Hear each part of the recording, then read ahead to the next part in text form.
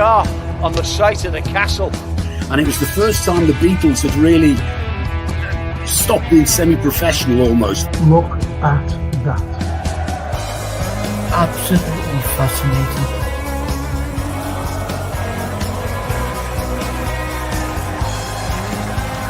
That's what you do. You buy these players that cost money and make a difference in it. But we never do that. Never complains, gets up, gets on with a smile on his face. He just want you to sit in your chair and go hip hip hooray for the Western press and the Western narrative. He dared to take you the same old every single day without this.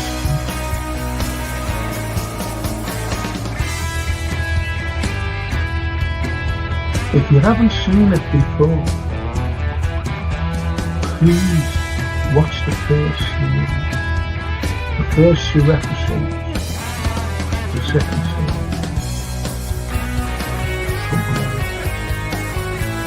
Stallone.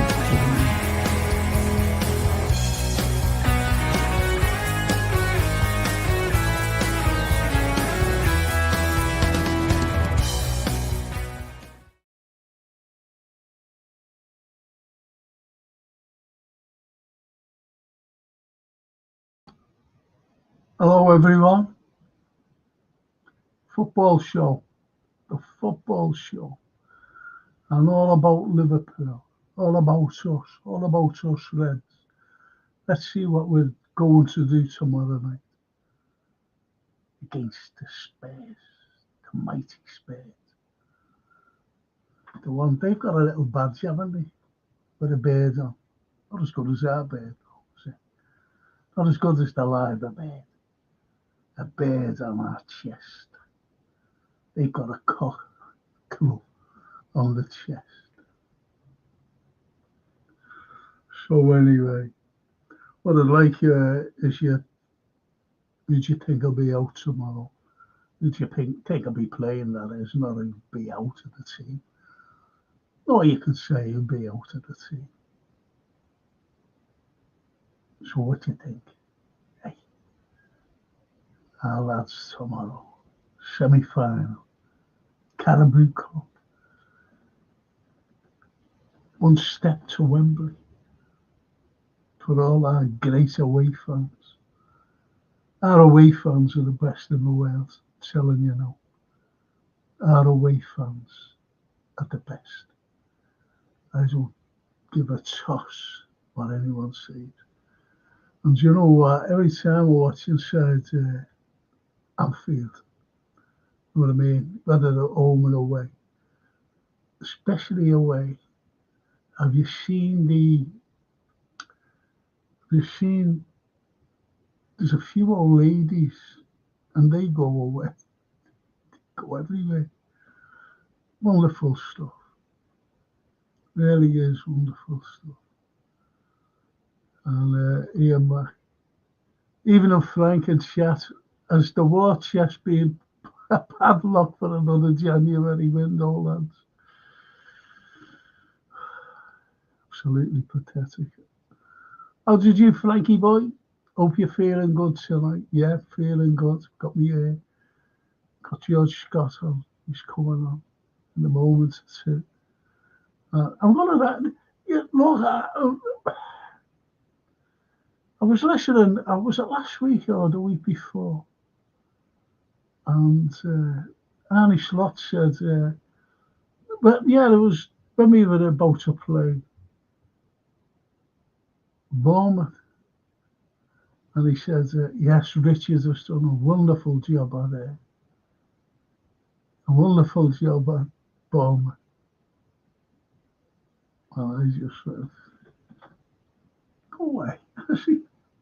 What about us? He makes for us, not them. But the Red Bird says, our away fans make noise. They are brilliant. Yes. And I'm going to bring the legends, as in this man here, Mr. George Scott, the Shankly sign. Hey, George. Evening, Frank. Nice to see you. Hi, everybody. And you. I was, I was talking about, I know you must have heard me, Red Lair away fans. I think they're unbelievable. They've always been like that. Yeah. They always make a noise, those lads, and they go everywhere. That was fantastic, Bournemouth. They were really giving it big licks. Oh, yeah. Live a bird upon my chest, we are men of Shankly's best. Absolutely fantastic. Even Arsenal start copying our songs now. It's a joke. I know. Two wonderful, wonderful supporters, home and away. Yeah, but you know that. Everybody knows about our lads, and girls. Everybody knows about them. So if anyone's copying them, they're just they're copying them. They're copying the Liverpool fans. Known all around the world, George. If you see that inside Anfield, you see them. That last one at Bournemouth, I was watching it, I think this morning. Fantastic, watching the boys when Salah scored, the place just went crazy again. But you see the passion. I watched it myself, but you see the passion in the faces. Yes. When Mo scored that second. Brilliant. Brilliant. He knew that we'd won that game. I know. So you can't beat it. No, you can't beat it. And the singing, the chanting, and they were letting any fan, if you know what I mean. I think that game against Bournemouth, I thought our 2-0 win against Bournemouth was better than the Arsenal 5-1 win against City, because Bournemouth have been beating everybody, including City, including Arsenal, and City has not been beating anybody. So they're in a little bit of a struggle. So Arsenal were jumping around like they'd won the World Cup. Okay, it was a good result. It was a great result for them, not taking that away from them. But that celebration, with the lads sitting in the ground trying to mock Haaland, is all a bit petty, I thought, And the way we beat Bournemouth was a brilliant result. There's not many teams going to beat them. They're a lovely little team, them. Yeah, and they had players out as well. But they were just at Liverpool, constantly at Liverpool. Constantly, bang, bang, bang, in our faces. Yeah. And I've said this on many occasions. I want Liverpool to be in the faces of the opposition. And they were in our faces, and they gave us a good game. They'll give everybody a good game. Difficult pitches, a very difficult grounds, small. Crowds on top here. But we showed great resilience and everything else against them. Yeah, we matched them every way, all the way. Yeah, and we won the game at the end, which is what champions have to do. Well, that's it. It's the way I'm looking at it now, George, is tomorrow night's cup match. Okay, we've got this cup match, the Carabao Cup.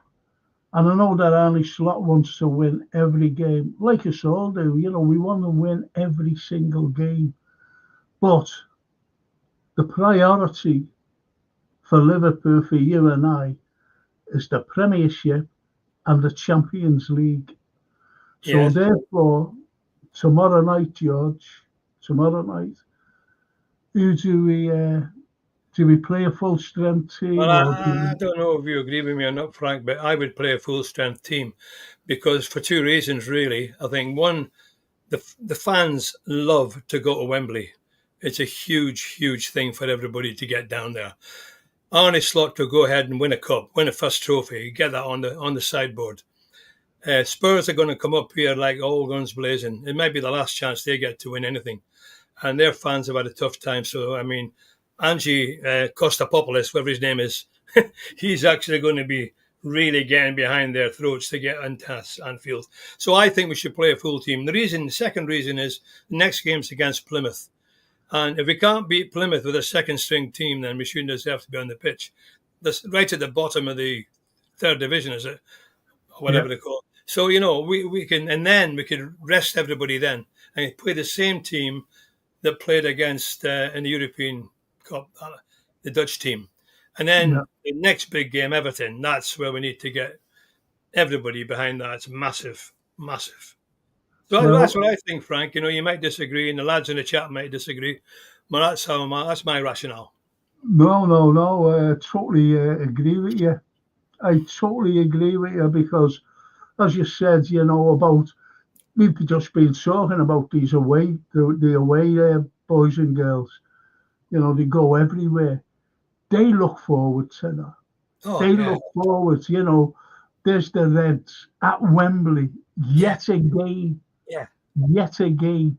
You've got Slot now saying, I could do this in my first season. Exactly. I could get this team to Wembley in my very first season. So, yeah, I totally agree. And as you said, next game is Plymouth.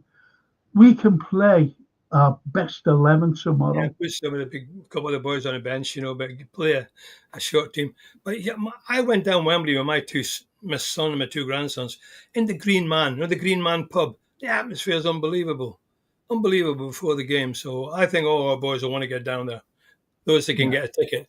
Anyway, it's a long way from that. We've still got to beat Spurs and then see what happens. I hope Newcastle beat Arsenal. I'd like to play Newcastle in the final. That'll be some atmosphere with their fans. They're proper fans, not like Arsenal. Yeah, of course. And the Redbird says, always good to see you, George. Hi, Redbird. Good to hear you as well. I can't see you, but good to hear you. And Redbird says, Costa Pablo looks... I don't know what that means, unfortunately. Oh, that's the manager of Spurs. I think I might have mispronounced it. Oh, I see. Papadopoulos. Angela Papadopoulos. Yeah. And Angela Costa Plenty. As Ian Mac Costa Plenty. As Ian Mac says, as George, I agree with you in both strong versus Spurs, rotated versus Plymouth, then strong versus Everton. Yes, I think so.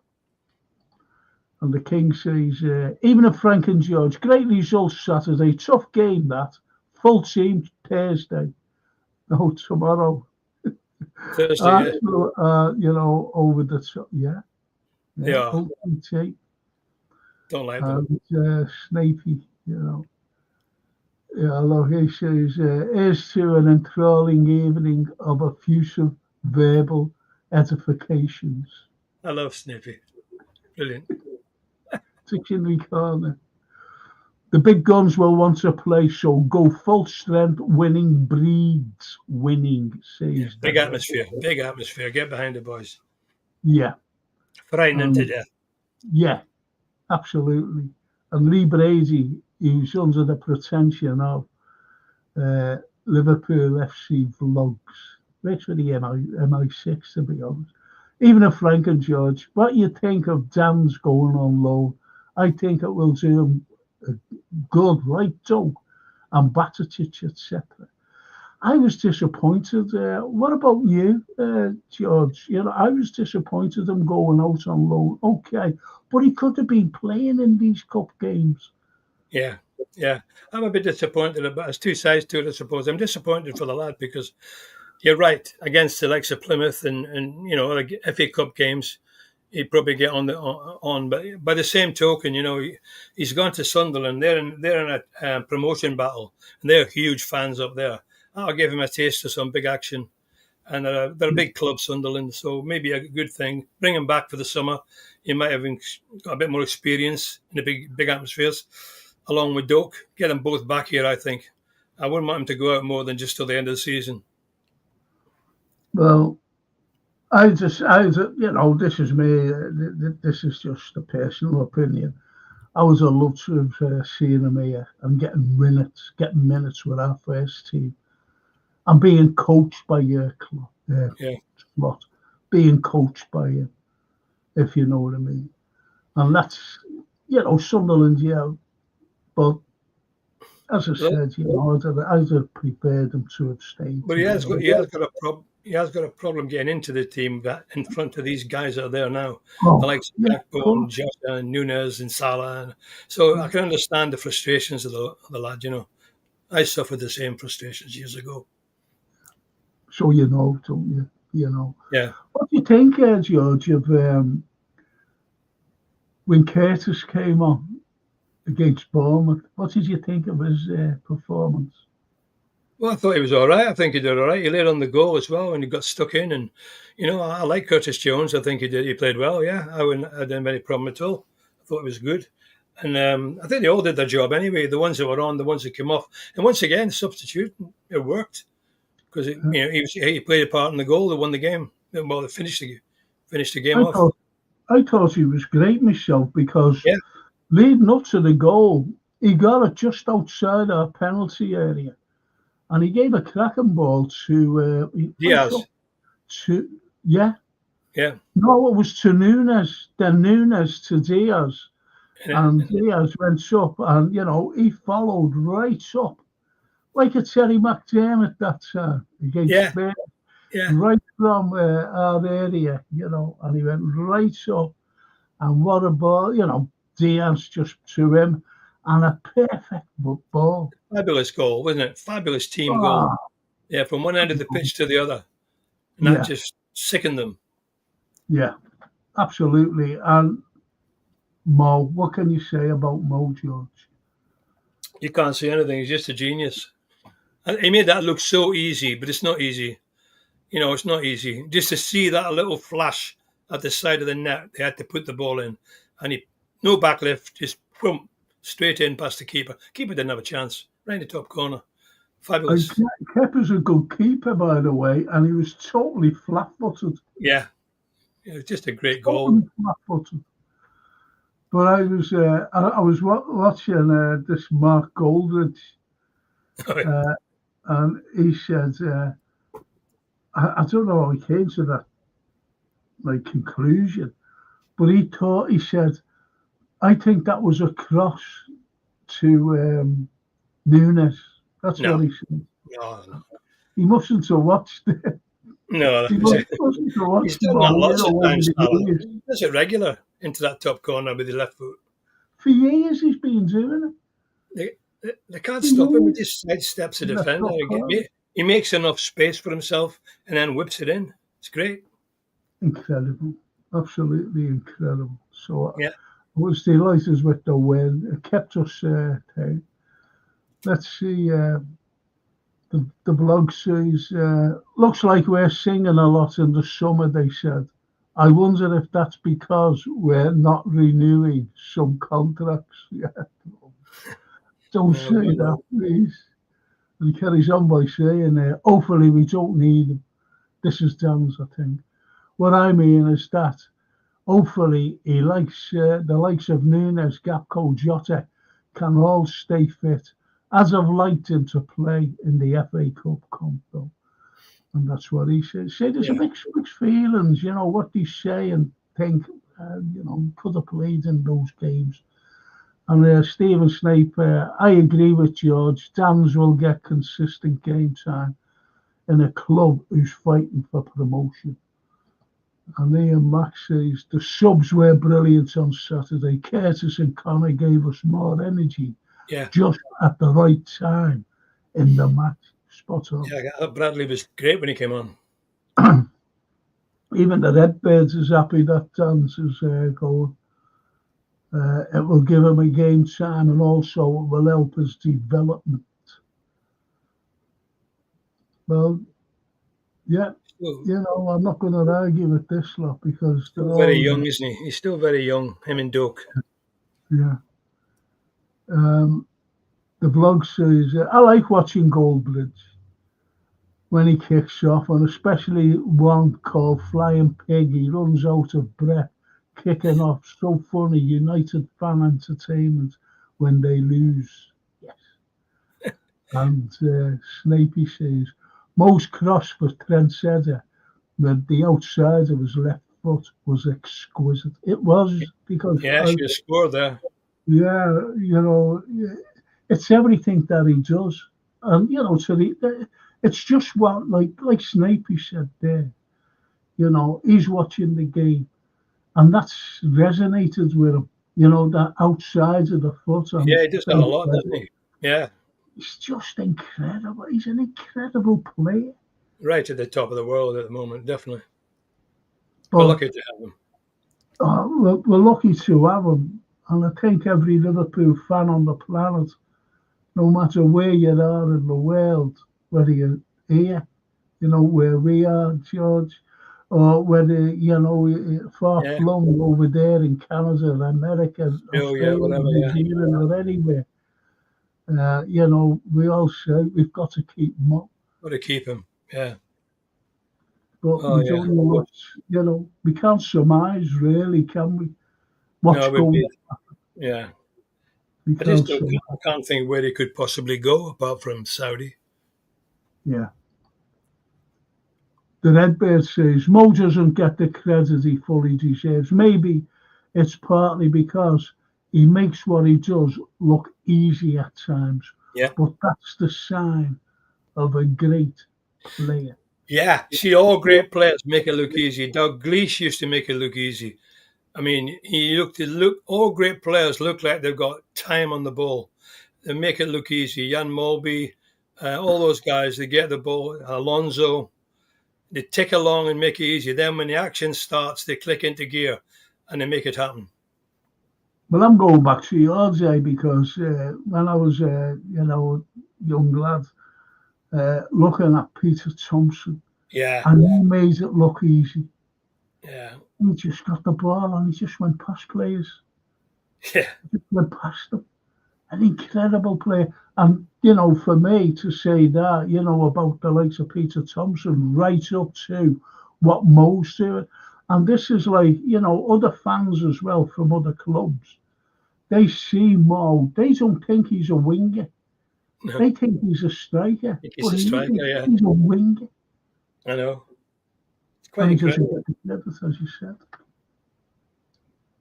Peter Thompson was fantastic. He was my best mate to the club. What a player he was, Incredible. Like a greyhound, like a finely tuned athlete. Yeah. Some of the players that I've seen over the years, George, is. Yeah, I know. I'm a very lucky person. I'm a very lucky fan. You played for them. You played alongside them. And me, as a fan looking over on the pitch, watching these players, I'm a very lucky fella. We've both watched them for 60 years. Even though I played for 5 years, I've still been watching them ever since, supporting them ever since. Yeah, it's as passionately as when I played for them. And there's lads on here who hasn't, the only thing that they can, it's like the likes of me and you talking about these players. They've never seen them live. They might have seen them on footage, black and white footage. Yeah. But to watch a game for 90 minutes with those lads playing. Yeah, and Frank, the atmosphere was just as good then as it is now. The cup was unbelievable, and right through all the time I was there and right beyond. It's always been amazing. It's all standing as well, which made it even more amazing. It's always been like that, George. Yeah. As far as I know. It's right always back to the 20s, that is. Yeah. Absolutely. And the vlog says, I was watching a compilation of Salah goals the other day, and I thought he hasn't scored a goal in the top left corner for a while. Hours later, he does it. Yeah. He hasn't done it for a while in the next season. Scored in the top corner. Edward says, hello, Frank, George, Redbird, Snapey, and chat. Hi, Edward. Hello, Edward. Hello, Edward. I'm glad you joined us tonight because we will be talking. As I said, I asked George, I'm talking to these now. I said, I asked George, who shall we play tomorrow night? Who shall we play? And George said, we should be playing the full squad, the full team, the best team that we've got to get through to the final. And I agreed with him. And, so what's your take on it, boys? I know that a couple of you have said we should play, like Snapey, he said we should play the full squad. Yeah, it's all about winning trophies. And Ian Max says, rumours on Twitter, lads, that Mo and Verge could be close to signing extensions. Really hope it's true. Both world-class footballers. Do you know, looking at, thanks for that, Ian. Do you know, looking at the game again, because I've said this before to you, George, you know, when we're looking at the game live, we're like that, aren't we, you know? Yeah. But when you look at it as a game, you know, after it's all over, you know the score and everything, you're more relaxed. Yes, and you can enjoy it. more in. You take them more in. And what I was looking at Virgil, you know. He's exceptional. Yeah, best in the world exceptional. in that position. Yeah. Oh, what a... Just imagine, and Trent, you know, let's not forget Trent. Just imagine those three who haven't signed the contracts, and they're not, I'm being hypothetical, because I think they will be there, and they're not there next season. What would happen, George, if those three are not there next season? Well, you've only got to look at what would have happened this year if they hadn't been there, especially Virgil and Salah. Because if Salah hadn't been there this year, we wouldn't be at the top of the league, that's for sure. Yes. Simple as that. Yeah. Because the goals he scored and the assists he's done, you need to, you know, it's self-evident, isn't it? You know, that guy really at the moment, to me anyway, I've always said nobody's irreplaceable. But at the moment, I think to some extent he is. He is. Well, the three of them, in my opinion. And Virgil. Well, the three of them, yeah. The three of them. But especially Virgil and Salah. Because, you know, Trent, I think, is... I hope he signs. I really do. I really do. I have a feeling that he might just win the league if we win the league and then trot off to Madrid. Well, Virgil is the... This is what I've said before. Virgil is the Colossus of what Ron Yates was. Exactly the same, yeah. And everything is built around him. So that you know, modern art today, Virgil is the same. Yeah, he's the Colossus that the team is around. And they all look up to him. You can see they all look up to him as a leader. No. Every team needs a leader. Every team. Every successful team. Yes. Yeah. Do you know what? I was looking at yesterday, I think. And it was when Diaz first came to Liverpool, and they were filming, you know, when he gets off the plane, he's in a car, they're talking to him, and he gets to the training grounds, you know, and meeting the players. The first player to meet him and greet him was Robbo. He just went off, and he was walking up the stairs. And Robbo must have shouted or whatever, you know, and he came back down the stairs and first time and they hugged each other, you know. Yeah. Now, when you look at that and the camaraderie that's shown, and then when he met, I thought it was hilarious actually. Then he met Virgil, right? And he just looked at him, you know, he's looking at him, little hug and you know, like that. And then when he was talking to Klopp, he said, he's big, isn't he? Yeah, he really is. Big man, him, you know. So, yeah, perfect specimen, and he really is. Yeah, that's the impression he gives everybody, even players. Because when everybody retires in a few years' time, you know, they'll be talking and reminiscing. Yeah. The likes of Trent, the likes of everybody who's playing for Liverpool now, like Robertson, like everybody, they'll be going, but I tell you what, that Virgil was some player. That's what I think they'd be saying. Yeah. And they'll all be mates for life. They'll all be mates for life, you know. Because you're whole team, Frank. It's like being in the army or a school. You're with the same people all the time, every day. You're with them more than you're with your wife and your family. You know, every single day you're in training on the coach, on the plane, foreign countries and back again. So you have the banter and the mickey taking but the seriousness. And to me, it looks like the Liverpool squad at the moment are really, really serious about winning this league. Every time Mo gets interviewed, the first thing he says, want to win this Premier League. So it's good to see that. We're all focused on doing it. Fans, Yeah. players, and everybody. So I don't like when I see that Declan Rice coming on saying, "Oh, we're hunting Liverpool down." No, go away. Go away. Yeah. Well, he can do all the hunting he wants. Wait till you come to Anfield. We'll see you there. Exactly. Exactly. The Anfield Road, there he is, he's joined us. I think Man City performance versus Arsenal was nothing short of pathetic. Yeah. I said before the game kicked off that Pep is gonna protege. Oh, he's gonna do his protege his favour here. Let's see how he plays with us when we visit them. Yeah, that's a good shout. Look at the money they're spending as well. The money they're spending is astronomical at the moment. Yeah. And the Redbird says, I don't listen to rumours. I only listen to signs or not signs. Hopefully, the trio will sign. Yeah, you're right. Right. And the vlogs, I like how Slot uses his subs most of the time, like Nunes when he came on and scored. Semikas and Elliott, one game, many more. But why didn't he with Newcastle and United bring on Endo to defend the lead? Yeah, that was a shame, Newcastle. That was a mistake by Carlyle. That was a terrible mistake. I watched it again today. Yeah. I was watching it. To bite us. You know, that was an extra 2 points. Last kick of the game, you know.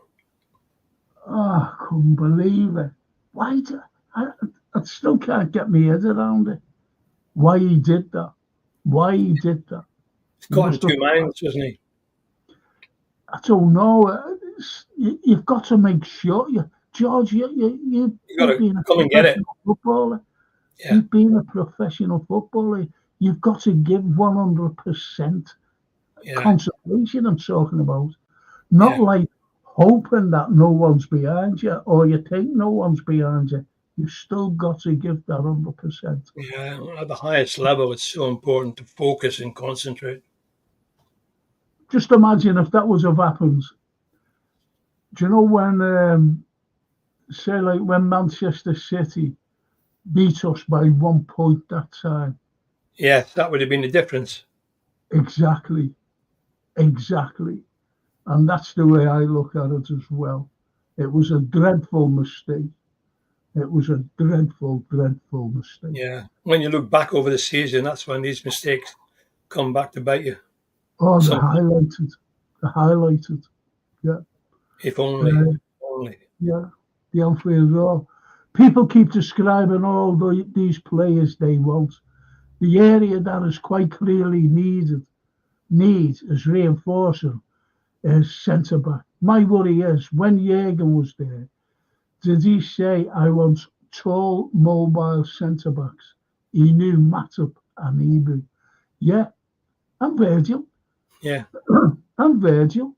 You need tall people in there. That's why I couldn't understand Man United buying that lad, the Argentinian lad. He's now out for the rest of the season. He's only about 5'9". Yeah. Ferdinand or something. I don't know. Tubby Brewster says, Tubby says, pundits always say Pep is the best manager in the world, but I still say he would never have done what Jürgen did at Liverpool. I agree with you, Tubby. I agree as well. Yeah, I definitely agree. Totally agree with you. He would never have achieved what Jürgen Klopp did with all those cups and every cup. But look at the money he's had and look at the players he's had. People like Barcelona, Bayern Munich, Man City. He's always had loads of money, loads of star players. He's never managed what you would call an ordinary team or a team that's on the transition. The like bloke says, I think he's missed a couple of words, letters out there. I don't understand. We plays Everton now. When it was postponed, moves got them playing a game in time for the derby, but we will still win. Kevin Pine, you never walk alone to you all. Thank you, Kevin. Thank you. Same to you. And the Snapey says, as well as seemingly determined to win the league, there's no disguising how many our squad looks at present. The way they went over to applaud our fans after the Bournemouth game showed real unity. Yeah. Yeah. And the Anfield says, question for Frank and George, as difficult as it is. He always comes out with these as It difficult does, as and it is. All the time. Just think. But do we face an even more uncertain year next year, with yet again top players' contracts running down, and with that, any resale value? Do you know what, George? I fear this now. I think, do you know the way we can look back at times, in the past and everything else, Yeah. and see like contracts being run down by players like Stevie McManaman that time, running down. But I think this lot today, what we're witnessing about not signing contracts or getting them signed. I'm talking about the likes of that Richard Hughes fella, whoever he is, getting these lads to sign more. But these are pivotal players. Yeah. And that is a worrying thing, as the Anfield Raw says, for not just this season, but for other seasons when contracts start to run out. Yeah, it's an ongoing thing. The club need to get a grip on ongoing. Kanate will be down next year. His contract comes up, And although this Saudi Arabian thing's threw a span in the works, because some of these players, like the lad from Aston Villa, Duran, he's just gone there for 75 million or whatever, but he's getting paid something like $500,000 a week, or more. Now, it's a lot of money for them to think about turning down. He's only, whatever he is, 21, 22. He could come back in 2 years. He could come back in 2 years, having just made a fortune and signed for somebody back in the Premier League again. So it's hard for the clubs now with all that money flashing about, But you have to do something. You can't let these contracts of brilliant players go down like they've done with Salah and Van Dijk. It's too worrying. It's too important. You're right, Frank. Next season, if they weren't here, we have to rebuild. Yeah. Yeah. But you see, you're just saying there about the likes of that young lad going over to Saudi and, being on like $500,000 or whatever a week. Point is, though, George, will they have this, they come back, will they have the same passion? Yeah, what is it? Same passion? The best fighters are hungry fighters, Frank, aren't they? The best fighters are hungry fighters. You sit in the boxing, didn't you? If you're a hungry fighter, you go for championships. But if you're a fattened calf, you're not going to be quite. Look at Rashford. I mean, when he first come in the team, a young lad wants to make his mark. He gets a bit of a name, a bit of money, and a bit of the way he goes with the bling. Yeah. Yeah. And we've got a lot of good lads in our team at the moment. They've all got the right attitude, I think. You've all got the passion. This is what we were saying. To win. You can see it, yeah. You've got the passion that Mo Salah, his passion. And Virgil, you've got to look at Virgil as well. The passion out of those two is incredible. Yeah. And that's why the other players around them looking at them. And obviously, it rubs off on the players. It really rubs off on them. It does. And I think Salah will definitely stay because he's got a smile on his face. Every time you see him now, he's sitting on the wall of the Anfield Road down with the crowd and he's laughing and joking and he looks really happy. So I can't see where he'd be happier anywhere else, to be honest, at this moment in time. Plus, the money he's making, and it's not just his wages, is it? He's got his endorsements and God knows what else, And he loves the club. He loves the fans. Loves the fans. His kids and his family seem to be well settled here as well. Yeah, kids are little scousers. Yeah. Kids are little. I was looking at like a little trailer of Bobby Firmino.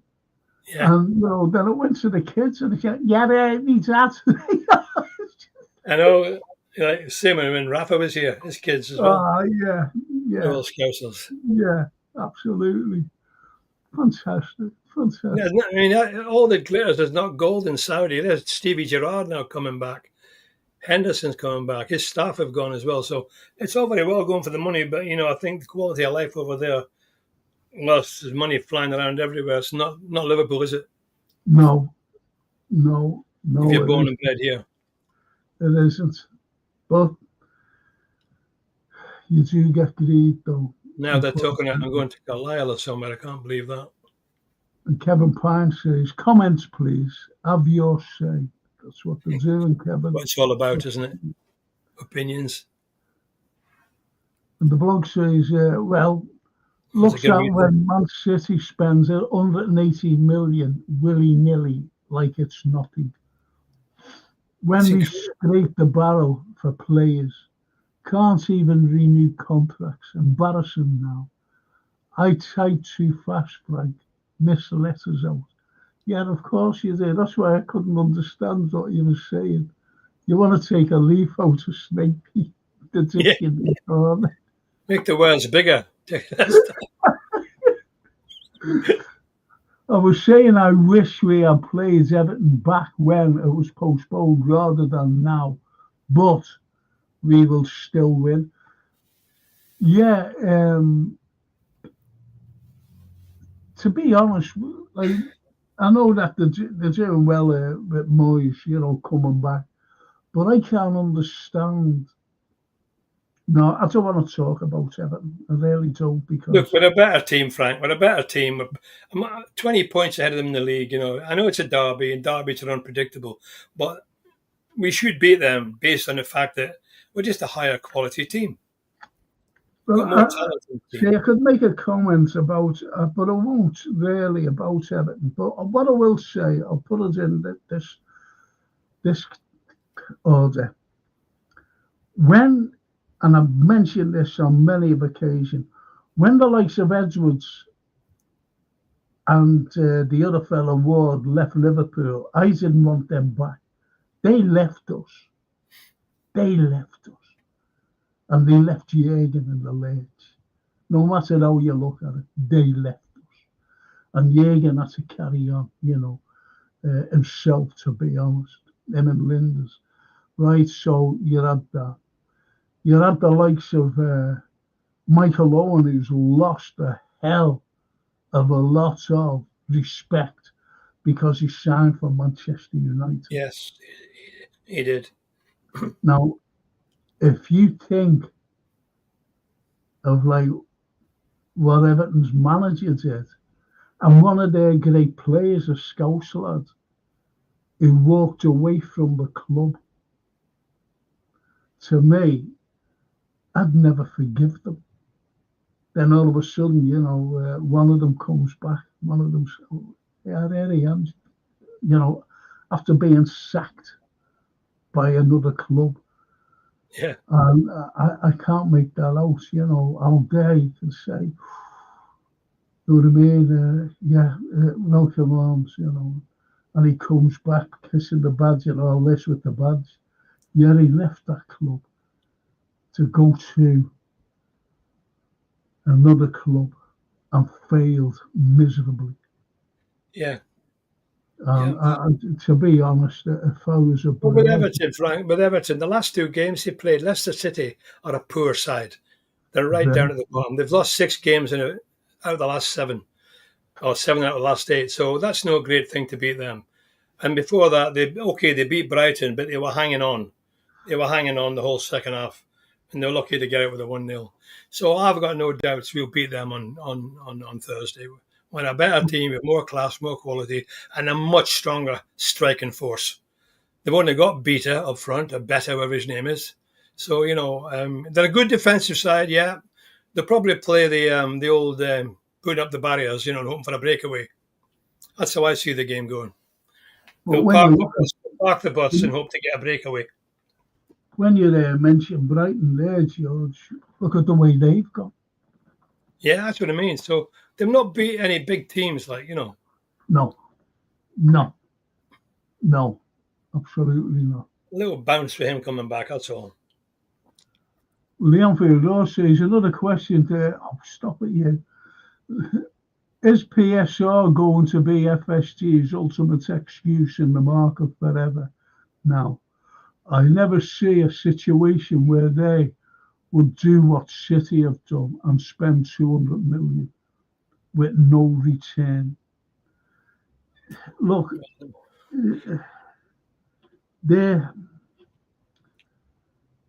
I don't want to go on about the owners because we all I don't either, to be honest. It's not the time for that. We know what the owners are like. We're fed up talking about them. I'm not saying anything for to you, but we know what they're like. Yeah. We know. As far as war chests as well, it's become a standard joke now. Every year, summer war chests become a standard joke. And that we said, didn't we? We have mentioned that we won't be getting anyone in the January window when we did need players, to refresh. We are where we are now, aren't we? 12 games to win 12 games to win the league. That's what we need to concentrate on now and then see what happens at the end of the season. Exactly. And somebody, the Brewster says, do you think City are buying now in case they get a transfer ban? If they get away with it in the Premier League, if they get away with it, the Premier League are an embarrassment. Well, they're an embarrassment now, Tubby. Yeah. To be honest, they're not. We were talking about Everton. They got points deducted. I know it's a joke, absolute joke. We'll have to wait and see what comes out of this final decision. Oh, if we get one, then will we get one? And the Anfield says a quick mention on our former captain Enzo this week getting some grief in the Dutch media. Did you feel any sympathy, or did you feel he has tarnished his reputation now after the way he left on? I don't give a toss about Henderson. He's gone. That's it. No, I don't either. I mean, I watched his interview and it was very touchy. It was very touchy. I mean, he's gone from being captain of Liverpool in a Premier League team to go to some Saudi club, which is about seventh in the league over there. That's bad enough. It's only a Mickey Mouse league. They've only got two players in the league, and they're over the hill. Ronaldo and Messi's even left now. So it's not a league. I can't even pronounce the names of the teams. Ali Tekek, Ala Tehek, Ali Faki. I don't know who they are. And he's only gone there for money. He's only gone there for money, nothing else. And it didn't work out. Then he went to Ajax. Now he's hoping to go to Monaco. And, I feel it's a shame. He should have stayed at Liverpool. Okay, he had to leave in the end because he coming to the end of his career and he was finished, to be honest. He'd been better going back to Sunderland or somewhere, and making a bit of a legacy for himself back in his home life. Yeah. Which would have been, it was a Knowles' career, wasn't it? But as I said, whether, I think you agree with me, whether any of the chat agrees with me, but I've called him the luckiest captain of Liverpool ever.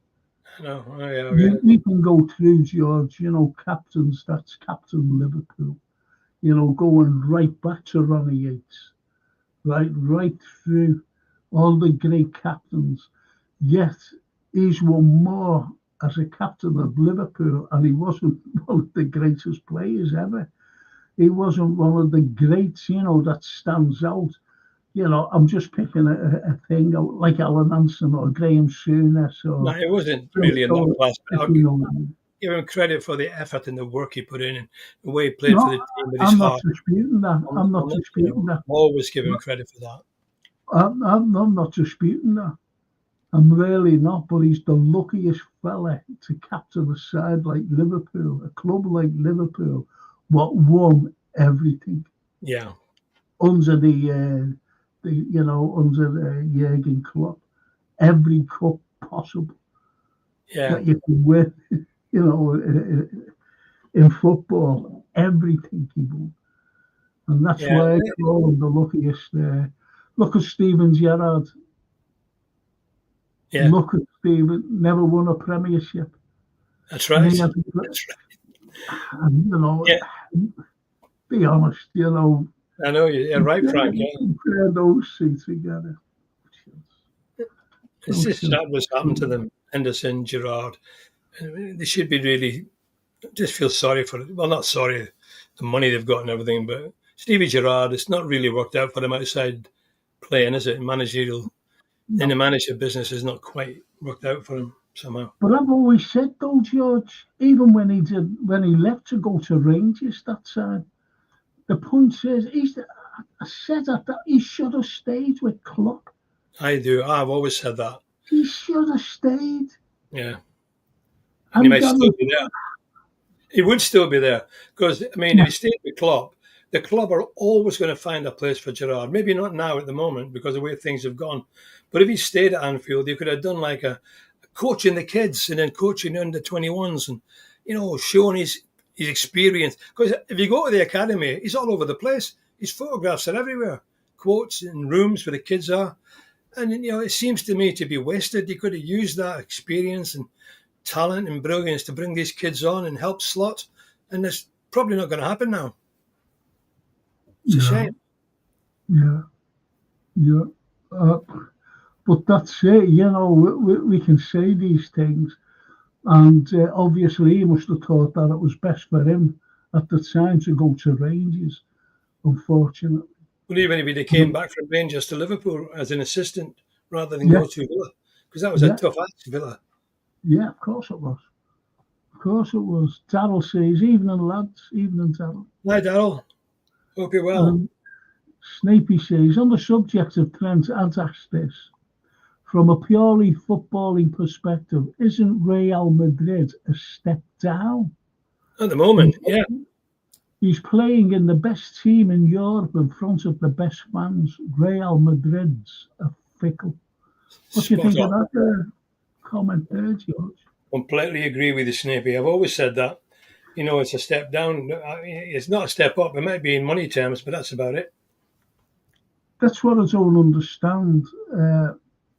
I hate using the terminology greed, but sometimes it is greed. Whereas he's a Liverpool lad.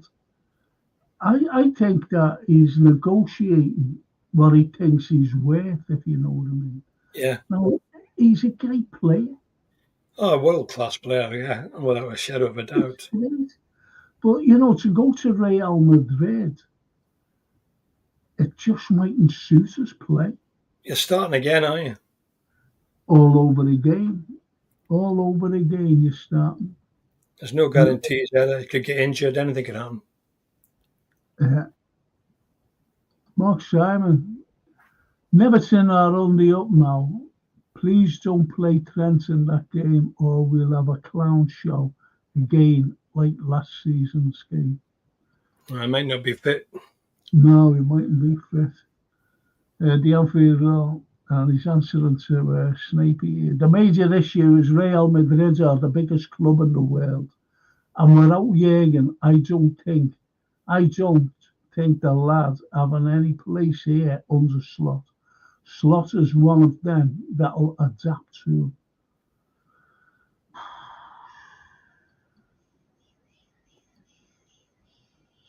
Red. Hello, Frank and George. Marine FC announced today that they are moving grounds to nearby Taunton. They've been in Crosby since 1894. This is bigger news than the EFC moving grounds. That's a shame that, you know, I've played at Marine. I've played at Marine a number of times. It's a smashing little ground. Got great supporters. Nice part of that community there at Crosby. Yeah. I remember they played Spurs not long ago in the Cup. Fantastic atmosphere. They lost about 5-0, I think. And Darryl, you know, talking about Manchester City, he says, nothing will come of it, George. Money will get them out of the charges. And lawyers, yeah. They've got the best lawyers, haven't they? Let's be honest. Wow. And Tubby says, I want to spend, but I don't want a scattergun approach like City and Chelsea. Yes, I agree. That's a good analogy, that. It's a very good analogy because we're the same. Look, the lads have been saying George has been saying, I've been saying, it's the defence. We're all right for the forwards at the moment. We're all right. All our forwards will score against any team in the world. Any team in the world are allowed to score. It's just like solidifying the midfield, and especially the back four. That's who we need to solidify. Yeah, it's not a question of spending millions of pounds, because, look at a lot of clubs have been caught doing that. Man United, they spent millions and bought a load of substandard players in my view, for millions of pounds, and trying to get rid of them now. And there's a few others in the Premier League who's done the same. So it's the right player. One thing I think we have got in the last year or two, when we have signed players, is the right players. McAllister, Szoboszlai, people like that. Van Dijk. And Gravenberch, yeah. So we've got quality players, but in a bargain. I don't know, we only paid 30 million for McAllister, a World Cup winner. So we've got to look at both sides of the coin, haven't we? Look at Gakpo. Gakpo, it's another one, yeah. Yeah, he didn't cost a fortune. He's another World Cup player for, not winner, but for top player for Holland. Even little Endo, captain of Japan. He only cost a few, didn't cost too much. He's done a good job. When you were talking about Ange, Tottenham's manager, Anfield Ross says, George, it's Ali Barty, lad. Yeah. I tell you what I don't like about Ange. He never looks at the camera. In an interview, he looks at his shoes. He's looking down all the time. It doesn't give you any... imagine Shankly when he was interviewed looking at his shoes. I don't understand it. He's supposed to be up there, passion, enthusiasm. And every time he's interviewed, it's, I don't know. With that Australian accent, nobody can understand. It's worse than mine. Mark Simon says, well, do you know what? That fall, they're below Everton.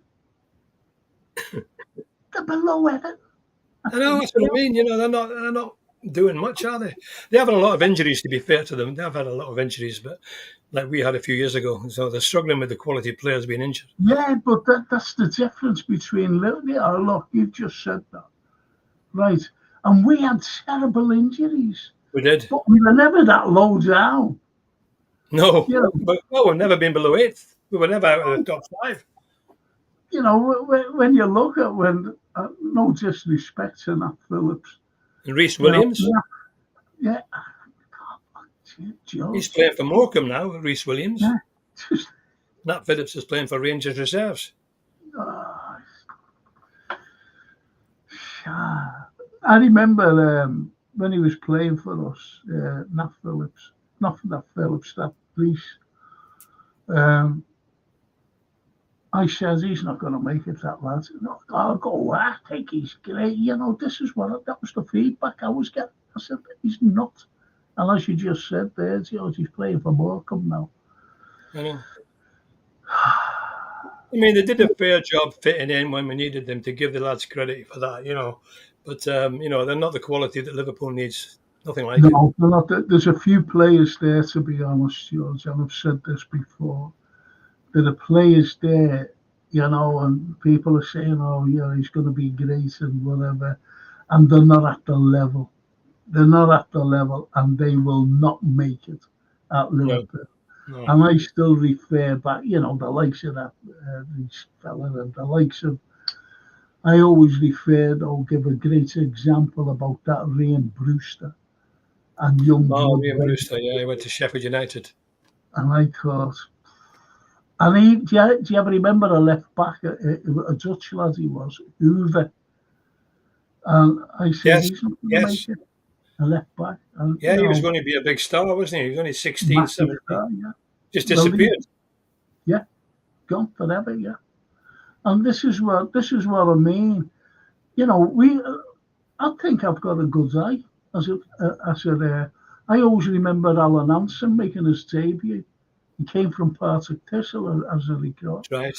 And he made his debut, and I went, he's great this year, he's going to be great for us. The very same as when I first seen Phil Thompson. I said, Yes, you could tell, couldn't you? You can tell. When It's just Stevie came not. on for his debut. Oh, when Stevie, against Sheffield Yeah. Wednesday, incredible, incredible. You know, you can see it. And Bradley, when Bradley came on, remember he scored that Bradley, goal. He had the yeah, 1-2 and he scored. And that tackle he made on one of the greatest players in the world. Mbappe, yeah. No fear. No, no, no, not at all. And so, you know, you can see the quality. You Yeah. can see the you know, I hate using the word potential, but you can just see the quality in there, these Yeah, there's lads. so many fall by the wayside, you know. They come through from the age of 6 or 7. They get up, they might even get up into the first team just outside the squad, but they're still not good enough. And they have to go. Very And few actually Trents. I think you've got to be clever as well to be a footballer, George. Besides being good, if you know, you've got to be clever. And I'll give you an example of what I mean. Trent in 2000, when we beat Barca and Yeah. that corner, Yes. that's clever. Very clever. That was clever. And that's what you're seeing in that young lad at the time. Cleverness and a great passer of a ball. Yeah, well, you could see what was going on, couldn't he? And he went and he came Yeah, back. just went. Yeah. Unbelievable. Unbelievable. I love things like that, you know. And the ball boy helped as well, didn't he? Little ball boy. Yeah, the ball boy. Yeah, the ball With the boy. ball back, yeah. I always remember the ball boy, you know. Someone praising the ball boy. The first time I've ever seen that, you know.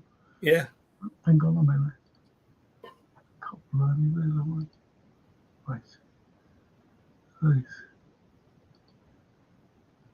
Yeah, Mark Simons, what he says, what percentage of great players become great managers? Maybe 2%. Not many. You know. There's quite a few you can name. Bobby Charlton never did it. Yeah, Bobby. Yeah. Graham Souness. Souness didn't really St. make John. it, really. See? Didn't stay at Rangers long. He didn't stay at Liverpool long. No. Yeah, and it's a different skill managing people. The copite says, there's our copite, famous copite. We Callum. won it in Madrid. We won it in Madrid. Yes. Yeah. I'm talking With about that. Divock Origi. Divock Origi. Yeah, there it is. That's some prize, that, Frank. There you go. Fantastic. Somebody's going to get that. Yeah. Yeah. Somebody's going to get one of my books signed, and somebody's going to get the watch, which you're probably going to show in a minute, are you? Yes, I'll be showing that. Yeah, I got 92 points this week, Frank. I'm flying up there. 92 points. I've overtaken Francine. Don't tell her. Do you know what, though? If you win it, you're going, it's been fixed. I don't want to win it. I just want to get in the top 4. Qualify for Europe. It's a fix, George Waller. My bloody grandson came round and he gave me a few lessons at the weekend, and I changed the team round on a wild card, and I looked 92 points. Oh, it's fantastic. Brilliant. I still haven't a clue, you know, honest to God. No, just about understand it now, yeah. It's good fun. And Christopher says, hi, Frank and George and everyone. Hi, Chris. Just what? And Snapey says, does anyone else find it slightly incongruous that Pep's contract expires just as the results of Man City's charges are released? That's right. He's got one more year plus an option, hasn't he? Yeah. I think he's coming to the end, Prep. Not right now, but I think he's getting towards what happened to Jurgen. The pressure, I think, just gets so much, and he's won everything.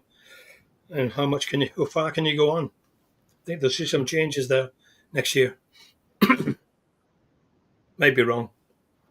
And Callum Copite says, who's up top I'm against Argyle now. Towns has gone on loan. Don't worry about it. And we were talking about it before, Callum. So you should have joined us instead of being out In the playing beginning. golf or something. And the Anfield Road, yeah, even in Georgia and Frank, look at all those Scotches, George. Some water. I've got orange juice there. Bill Clopper statue. Good evening, gents. So nice to see you tonight. How did your day go? My day went very quiet. Francine came down to see me for half an hour and went out again. I've got to go to Specsave tomorrow. I've got to go to the doctors as well this week, so it'll be a busy week for me. Every day is a great day for me as long as I'm above the grass. There's your mate.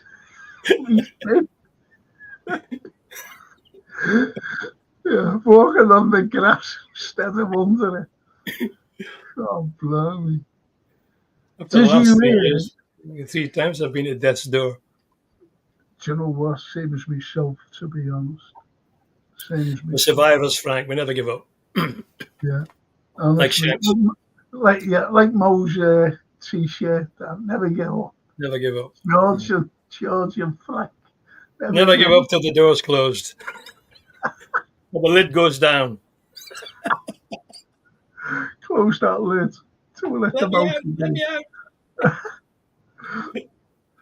Bill Clopper statue says, did you hear we have the 10th highest net spend since the summer of 2019? No. Didn't know that. No. And the King says, Steven Gerrard was one of the best we've ever had, but I would not want him back in any capacity, especially with who his daughter is involved with. I haven't a clue what you're talking about there. No, I don't know. To be honest, King. To be honest. I really don't. Bill again, he says, United have the highest with 803 million net, and they sit 30. 803 millions. Unbelievable. That's nearly $1 billion. But I think Chelsea spent $1 billion, I think. I noticed in the paper today, Abramovich has been accused. He's been renting his own yachts out to him, renting the yachts out to himself to avoid VAT when he was at Chelsea. Yeah. And the Xabi, Liverpool Xabi says, hey guys, just wondering now that we've played 8 games, do you like the new Champions League format, or did you prefer the old one? That's me, the old one. The old one, yeah. I prefer the original one, but you never go back to that now because Yeah, I'll never get back to that. Never go back to that. Too much money, and again, more money for that. This one's funny. It's a funny format because Man City could finish bottom of the league of qualifiers. And can still go and win it. Yeah.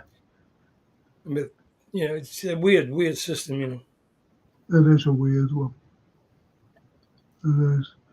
On the subject of Michael Owen, there's some transgression from which there's no redemption, and signing for those down the East Lancs is one of them. It totally besmirched his reputation with us. Yeah, I don't know why he agreed to do that, Michael. I just don't know why he did that. He must have understood what it would mean to the fans over here. I think it was very naive of him. Very naive, Frank, yeah. Well, there's very few transfers between us and United. The only one I can remember was, I think Paul Ince. Did Paul Ince play for both? And Phil Chisnell, when I was playing. Phil came across to Liverpool from United. Yeah, from United, yeah. Phil Chisnell. Do you ever remember that Albert Quicksall playing for the United. Played against them, Frank, yeah. Played against them in the semi-final of the Lancashire Senior Cup. It was one of my 3 first-team appearances at Old Trafford. We beat them 5-2, and Quicksall was inside right, number 8. Noel Cantwell was playing. Oh, wow. Gaskell. Big lads in. Big lads in. And the hero, Harry Gregg, goalkeeper. They had some big players. That was the first-team game. Lancashire Senior Cup final. Semi-final. We won 5-2. Alfie Addismith got a hat-trick. Fantastic. And we lost to Burnley in the final. They played the full first team as well. Won the league the following year, and we lost 2-1. We played with 10 men for 75 minutes. Tommy Lawrence got injured in the first 10 minutes, and we had to put our right back in goal and play with 10 men.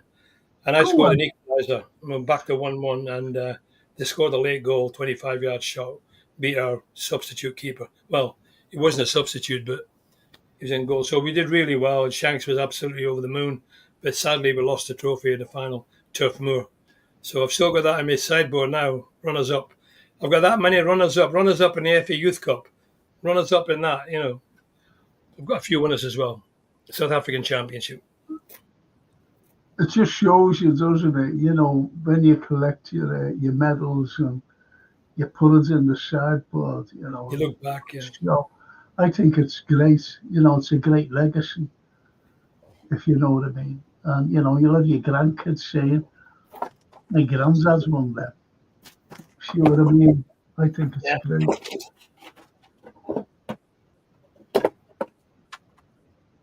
Yeah, that was... Wow. What's that? That was the South African Premier League Championship. Brilliant. 1967, when we won it. That's great. It really is. Always have said, your grandkids. We said, my granddad's won it. I haven't got room for it in the cabinet. That's why it's stuck in the drawer. It's stuck in the drawer by my left leg because there's no room in the proper cabinet. The only thing I've got a bit of memorabilia is a photograph of my ex. That's stuck in the drawer. Anyway, you never walk alone, family, he says. Gravenberch, I'm quoting him actually. When I was in Munich, I asked Mane also about LFC, if it's like a good step for me, and how the club was with it, and everything, how the club was and everything. He said a lot of good things. In my head, I was like, I have to go. We'd have to go to Liverpool. That was Gravenberch. Thank God he did, because he's a wonderful player. That Figueroa says the Anfield Road's a cop-out. I've heard good things. Isn't it the former Wigan fullback's son? I don't know what he's talking about, so I'll leave this to it, boys. Football flashback. Good evening, you beautiful people. I was wondering, of all the Liverpool teams you've seen, was the front three of Mane, Bobby and Salah the best attack you've ever seen? Well, it's right up there. I have to say that. That was wonderful, wonderful. Some of the finest football we've seen. You see, Georgia and I go back to Kenny Dalglish and Ian Rush. Yeah, exactly. Ian Rush, Kenny Dalglish, We can go back further to Toshack and Keegan. And Hunting St. John. Back to Roger Hunt and the Saints. Yeah. Just, Toshack and Keegan. Yeah, that's what I just said, George. Toshack and Keegan, and going back then to Roger. Those three were phenomenal. They were great, weren't they? Mane, Firmino and Salah. That was a golden period. Oh, it's incredible. Would be Firmino. Fantastic. It was incredible. He had style and class and panache. He had everything. Loved them. Yeah. Even at the time, I was saying, at the time, like looking at them, oh, God, blimey, no matter who we're playing, the opposition, had to face them. And I always remember, I forget his name, foreign player, played for Manchester City, left back. And after the game, he went, they're so quick. Yeah. By the time you turn, they've gone, and you have to turn again. He said, they're so quick. Yeah, Manny and Salah, they were so quick. Bobby with the skill and the guile. Because the football flashback who said that, Mane, Salah, and all. Because for me, it's without a shadow of doubt. The likes of Torres and Salah were world class. Yeah. But that entire front three was just incredible together. I'd say they were all world class. Of course they were. Yes, and Bobby always smiling, wasn't he? He's always smiling. He always played with a smile on his face. Some of the goals he scored, when he used to look away, he would look away. Some great goals dribbling through the middle of the penalty box and sticking in the corner. It was They against were Arsenal. They were unplayable. They were fantastic. They were. Against I can Arsenal. understand the young lads in the chat. The generation, like Callum's generation and others. That's what they've seen. That's probably the best they've seen. Quite rightly so, because we'd won nothing for a long time till Klopp came, and then he gave us all these wonderful memories.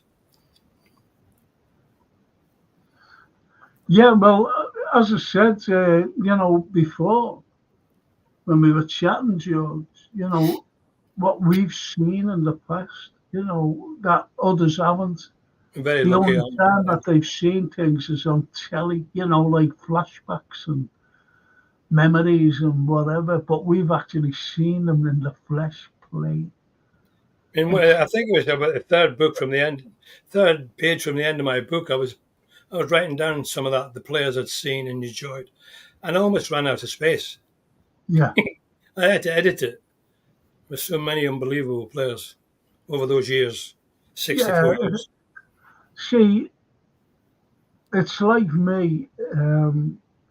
If I'm writing something, someone's asked me to do something, and I said, okay.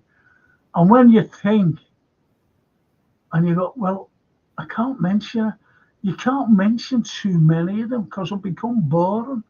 So you have to condense it and just mention a few, but you feel guilty by leaving other people. Who do you leave out? Yeah, I know. Exactly, so it's very, very difficult. It's very difficult. But we're lucky, you and I, and Liverpool football fans. Because as you said, these young fans today, they've seen the likes of glory in the last 10 years. Yeah, they've seen Mane, they've seen Bobby, they've seen Salah, the three of them together. Incredible. And they'll be telling their kids about them in years to come, or the grandchildren. Exactly. I was there when Salah was playing for Liverpool. Exactly. It's as simple as that. Because I've said it millions of times. I've said it to Francine. I've said even before you were born, I was watching some great players, and I always mentioned St. John. I always mentioned the Saints and Roger Hunt. Unforgettable.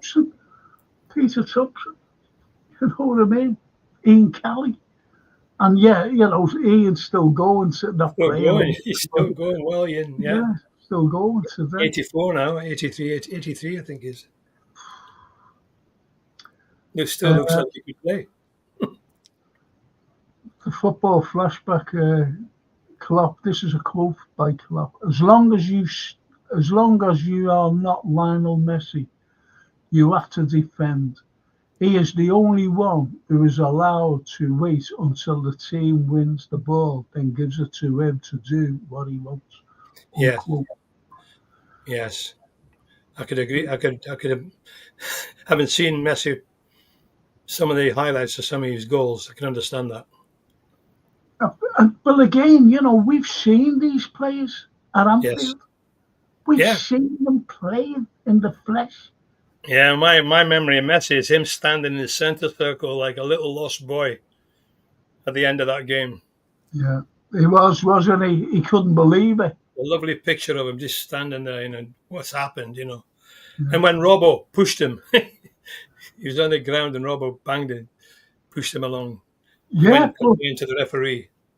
Yeah, but before then, he did the same to Robbo, That's why, exactly. That's why he did it. I think Robbo did, yeah, of course. You do it to me, I'll fucking do it to you, fella. No matter who you are. And give it back. Yeah. Well, he's an amazing player, Messi. Incredible. Oh, incredible. One of the best I've ever But seen. This is just my opinion, George.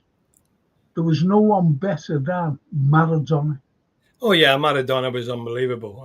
Absolutely unbelievable. I love he could do anything with the ball. I love Cruyff. I thought he was incredible. And we've had the pleasure of seeing him as well in the flesh. I think Shankly rated Maradona as one of the best he's ever seen. Yeah. Low centre of gravity, beats player in a sixpence. Yeah. Incredible play. And the football flash says, that's one of my favourite club quotes. Yes, the outfield row. And he's answering to Snapey. That Owen apparently is an arsehole. My mate was inside the Newcastle structure and he said the arrogance of Owen was unreal. I've also heard a story about his own two and where. I don't know. Obviously, he went to the wrong club according to us, as fans. He went to likes horses. He's a big betting man. And the respect has gone from him. That's all that I'll say about Michael Owen. But he was great for us. He was great for us. He scored them 2 goals in a cup final against Arsenal. Incredible. I was there right behind the goal. Yeah. I was in there. Gold shirts. Had a gold shirts on, didn't we? Yeah. Way back 2001, was it? Yeah. I was in Italy on my holidays, and I was in Rome for the weekend, getting back to the hotel, on the Sunday, Sunday afternoon it was. And I rushed into the hotel because Liverpool were playing Newcastle, up at Newcastle. And there was a little kid sitting there, a little kid. And I rushed in and I sat down, he was sitting on this big long couch. He was sitting on one end, I was sitting on the other.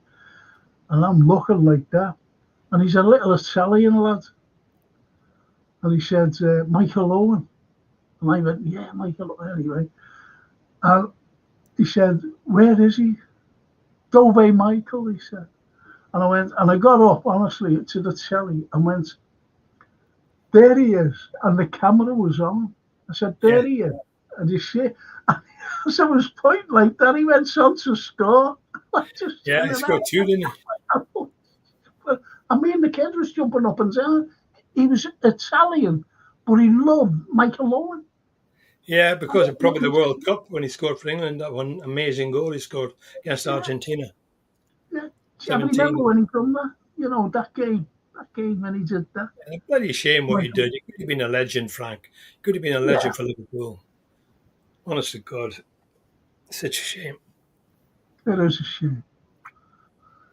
Liverpool's Yabby says, if Trent does leave to Madrid, brackets, which I unfortunately think will happen, close brackets, do you think Conor Bradley is good enough to already be our starting right back from next season onwards? Yeah. Yeah, I do. Yeah, he's showed that, hasn't he? Yeah, he's proved it. Yeah, and he's still very young. And he's got the passion, hasn't he? He has. He's got the passion, the pace. He can run forward as well. Not as clinical with the crosses as Trent, obviously, but nobody else is. But his defensive capabilities are much better than Trent's, in my view. And the Anfield Roar says, being done on it and certain goings on about Michael Owen, he is a no good sod. All right, well, let's just carry on now. Let's move on. Yeah. Shabby says, I honestly feel he can do it. He never lets us down. This is about Connor. And always gives us 110%. So I think he deserves the Yes. chance. Of course he does. Yeah, and he's skillful as well. And yes, FC have 115 have brilliant legal advocates to do Sky TV. Will they really want their league's reputation tarnished? I believe somewhat cynically, perhaps, that there's more to this than we think. I don't know. Nah. Jiggly Of course, pokery. of course, we'll go right down, boys. Right down. Fucking hell.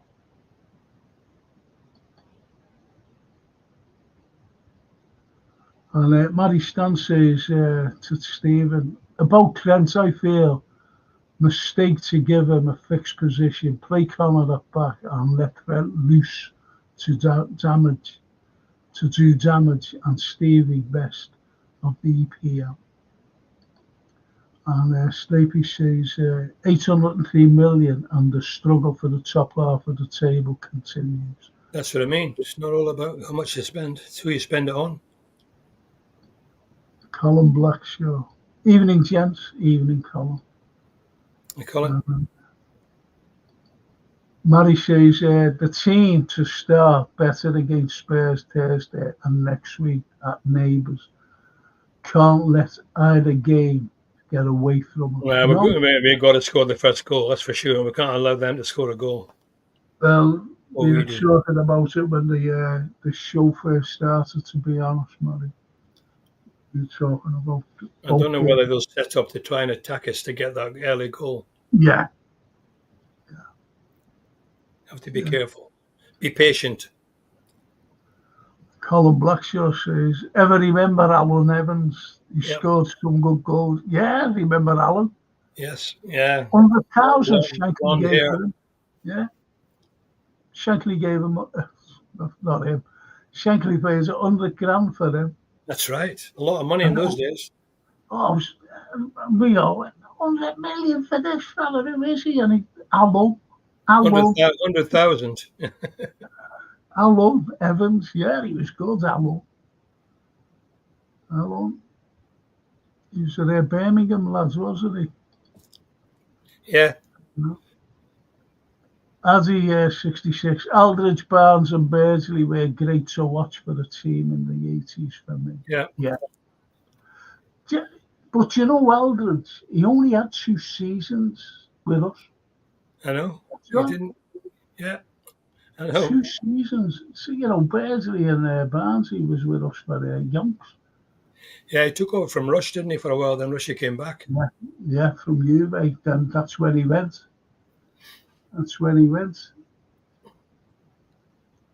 Aldo.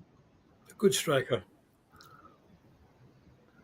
Spot on there, Eddie. My era says here, Marcus 87, 88, Barnes, Beardsley, Eldridge. What a front three that was. Poetry and motion. Yep. Yep. And if you could have 1 hour pint with any living player or manager, who would you choose, says the Liverpool video. I know who I'd choose. I know who I'd choose. And it's got to be the Shanks. It's got to be. Yeah. Well, lucky for me, I've had that pleasure. Yeah. Many times.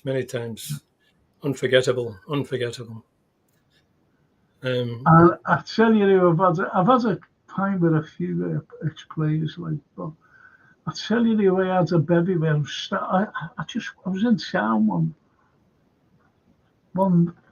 night, going down to meet the lads. I walked in and there was a fella sitting there. And I just looked at him. And we ended up talking and spent about an hour with him. And I said, you want to cut? I said, I'm going to meet the lads, you know, I'm looking for them. He said, no. He said, I've got to meet someone. And he was a lovely fella. And he was one of our greats, by the way. And it was the fella, George, who plays in the 65 cup final with a broken collarbone. Jerry Byrne, yeah. Jerry Byrne. Wonderful. He was fantastic. He was unbelievable to me. What a wonderful man he was. Hard as He nails. was. As soft He as was. putty inside, but hard as nails on the pitch. Yeah. You know. I was lucky to meet the one person, have a pint with him and all that. And I'm afraid it's not a Liverpool player, but that was Dennis Law. And only because he's from Aberdeen, as I'm from Aberdeen, he signed for Shankly, I signed for Shankly. And I met up with Dennis quite a lot, and he was wonderful. He was always fantastic with me.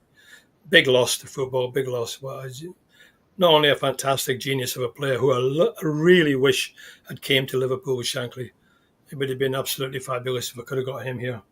Wasn't to be, sadly. The money though, we didn't no, have they the wouldn't money. pay for him. Shankly wanted him here, but they wouldn't take him from Huddersfield. Could have got him from there. I think I look at Dennis Law as this. I look at him. No matter what genre of music you like, no matter what, whether it's classical, jazz, pop, anything, rock, heavy metal, and anything, you're always like a fella who's out of that range, and everybody likes him, and that's Johnny Cash. Yes, yeah. And Dennis Law, no matter who you supported, no matter the rivalry or anything, Dennis Law, everybody loved Dennis Law. It's true, isn't it, Frank? There's been no hatred from Liverpool fans for Dennis Law, even though he played for the arch enemy. No. I mean, he had just had that nice way about him, Dennis. He didn't, on the pitch, he was fiery, but, as a man off the pitch, everybody loved him, Yeah. I've never had anybody call him out. And he always had a smile on his face, fully enough. He was just a great character and a great player. Yeah. That's what football's all about. Jimmy Greaves, they don't have to play for Liverpool to be fantastic players that you can appreciate. No. And there's another player I greatly admired, and he's one of the hard ones, but he wasn't a dirty one, and that's Dave Mackay of Spurs. Oh, yeah. Played against them, not begged him. He was captain of Scotland, played for Tranmere. He was unbelievable. Kanky, yeah. Yeah, and Spurs. He was captain of Spurs when they won the double, wasn't he? Yeah, Dave Mackay. Hard as nails. Oh, big barrel chest. But big barrel chest. But, see, I was only a young lad. And I used to think, he's great. I'd love him to be with us. And Shankly, later on, only recently, I didn't realise that he was on Shankly's radar. I know. Dave Mackay. He's like Dave Mackay. The very famous photograph of him grabbing hold, I think it was Gascoigne or Billy Bremner or somebody, got him by the collar, Yeah. You don't mess with them fellas. Yeah. But they weren't dirty players. Just hard. That's what they're just hard players. They weren't dirty, going around breaking your leg or anything like that. It's only two dirty players I can remember, really, really dirty players, was Vinnie Jones from Wimbledon and possibly Roy Keane. Roy Keane, yeah. He's the only one I've seen deliberately go and try and break a leg and succeed. That lad. I tell you, a snidey player today. Two snidey players, and they play for the same club, and that's Bruno Fernandes. Yeah. And that Anthony. Oh yeah. Snidey. Snidey them. The pair of them. Snidey.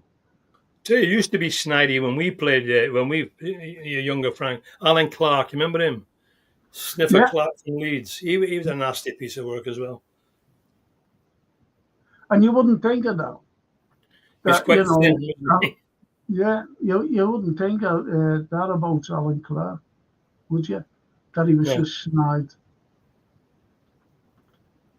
Yeah. Cozy false snide. He says, if you had to rank Pele, Maradona, Messi, Ronaldo, how would you rank them 1 to 4? as you guys got to see Pele, Maradona. I've seen Pele and never seen Maradona, unfortunately. But us younger fans didn't get to. So I'm curious to hear your thoughts. It's a good question, that, actually. Yeah. I've been asked Well, that. I've been asked that a few times. I've been asked that on his Peter Kenny Jones's podcast. Is so difficult. They're all geniuses, them, you know. I mean, I would go with, in terms of pure ability, what I've seen, I would go with Maradona, Pele, Messi, and Ronaldo.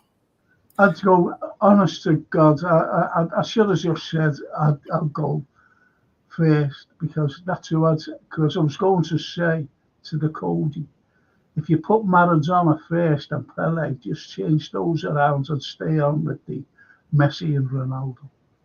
Yeah.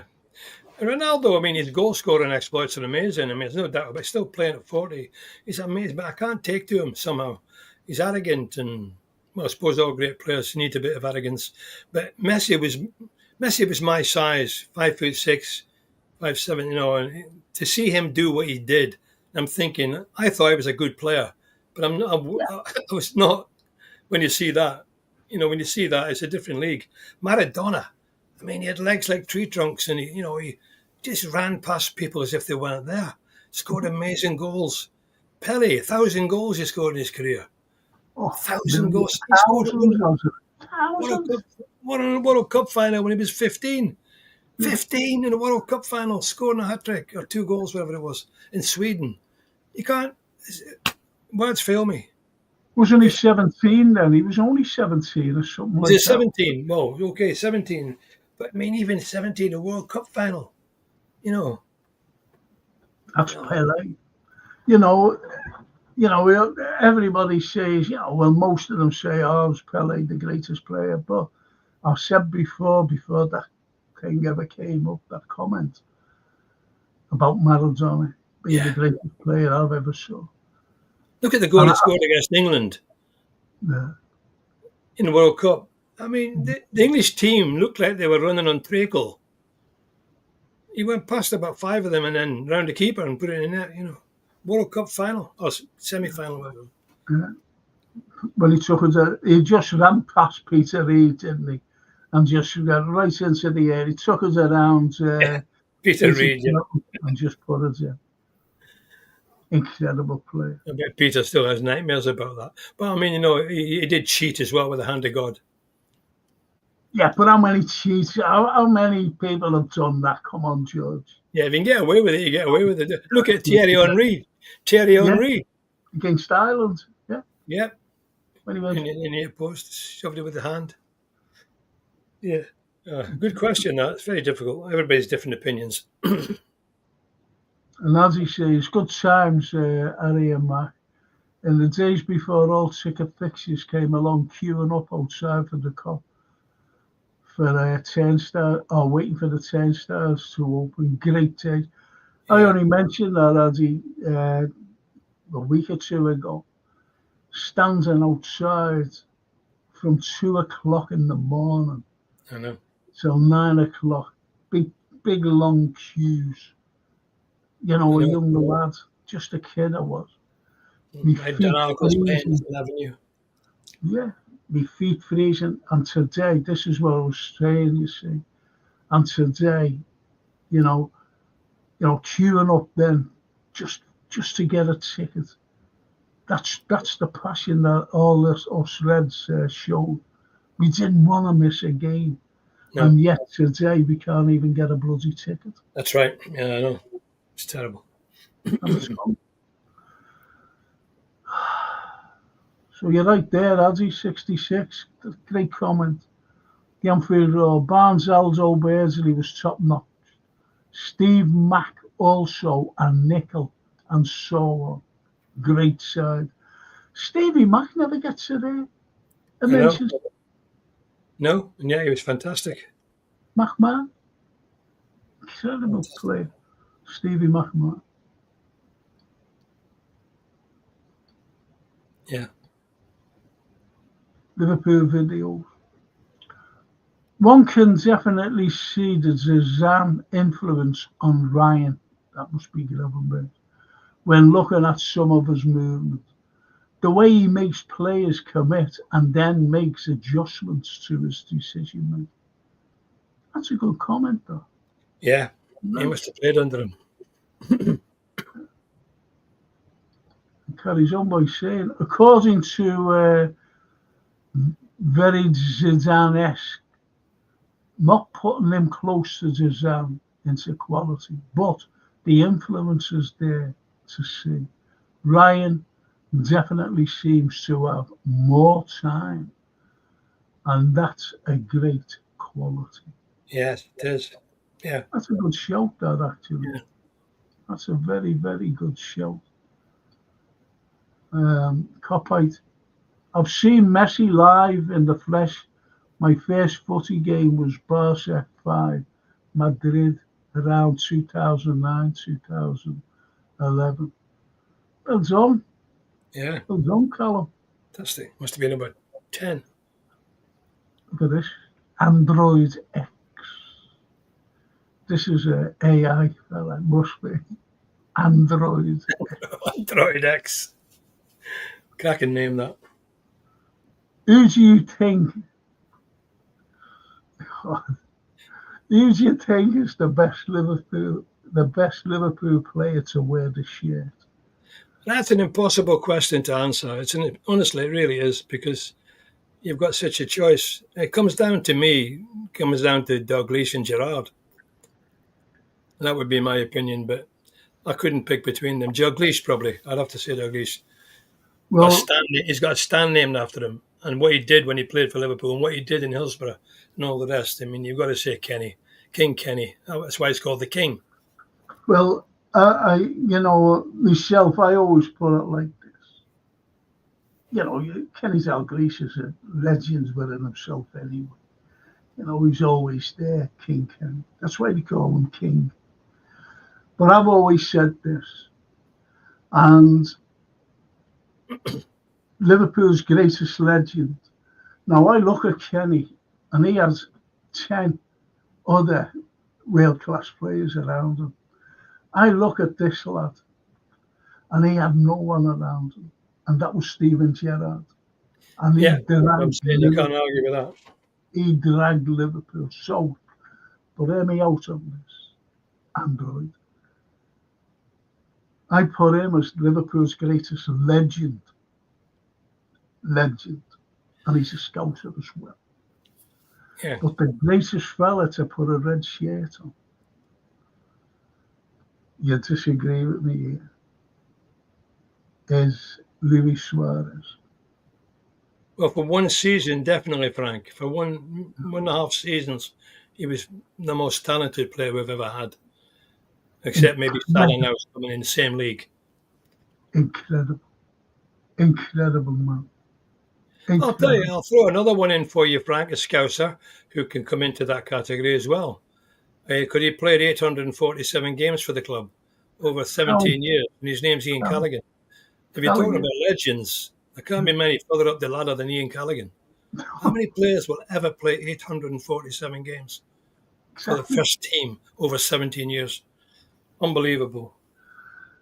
But, it's all opinion, isn't it? Yeah. Callaghan, I remember I was a Saturday boy working in a shop. Do you ever remember those pink stamps? And the green shield stamps, yeah. Yeah, well, I was working for his auntie, and I was in the shop, a little stock boy. And if anyone needed like a pan or something like that, a kettle, I used to have to go to the stock room and bring it down. Yeah. Right. And I got the shock of my life one day.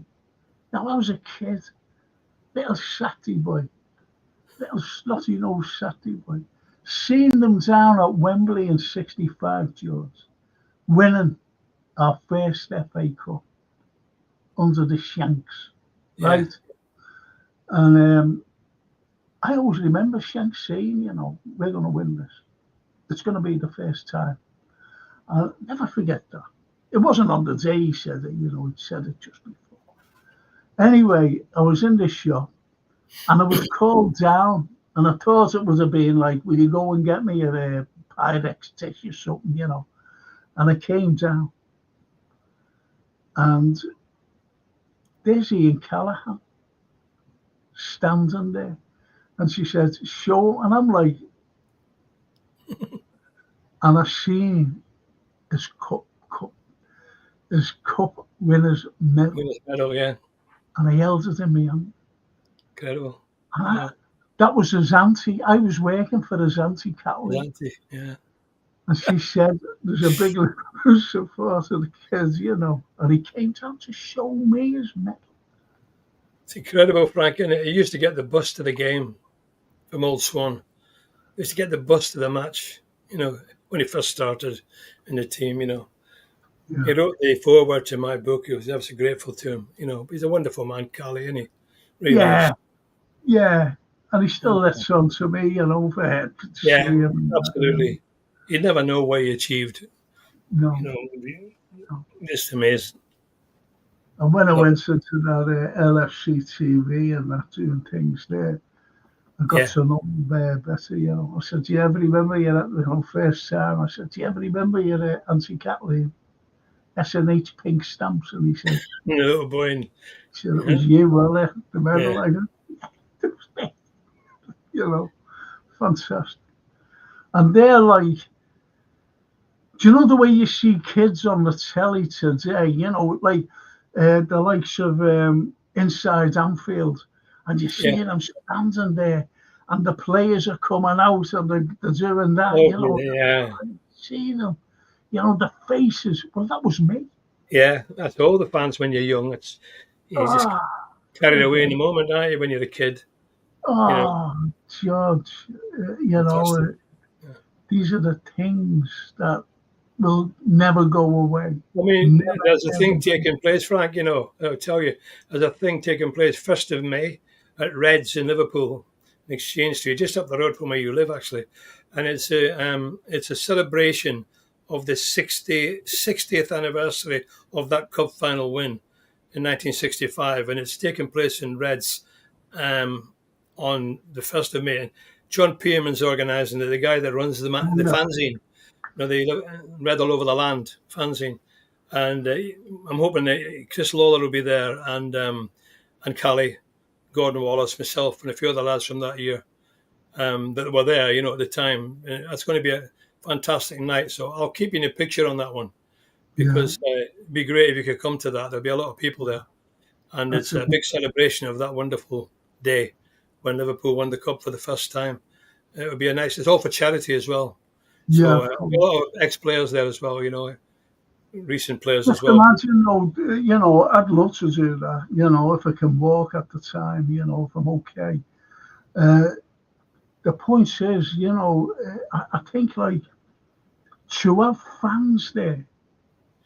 Yeah, all the fans are going to be there. They'll be invited. There'll be tickets sold for them. Exactly. You know, who actually went there. Whether that's what we're hoping. Yeah.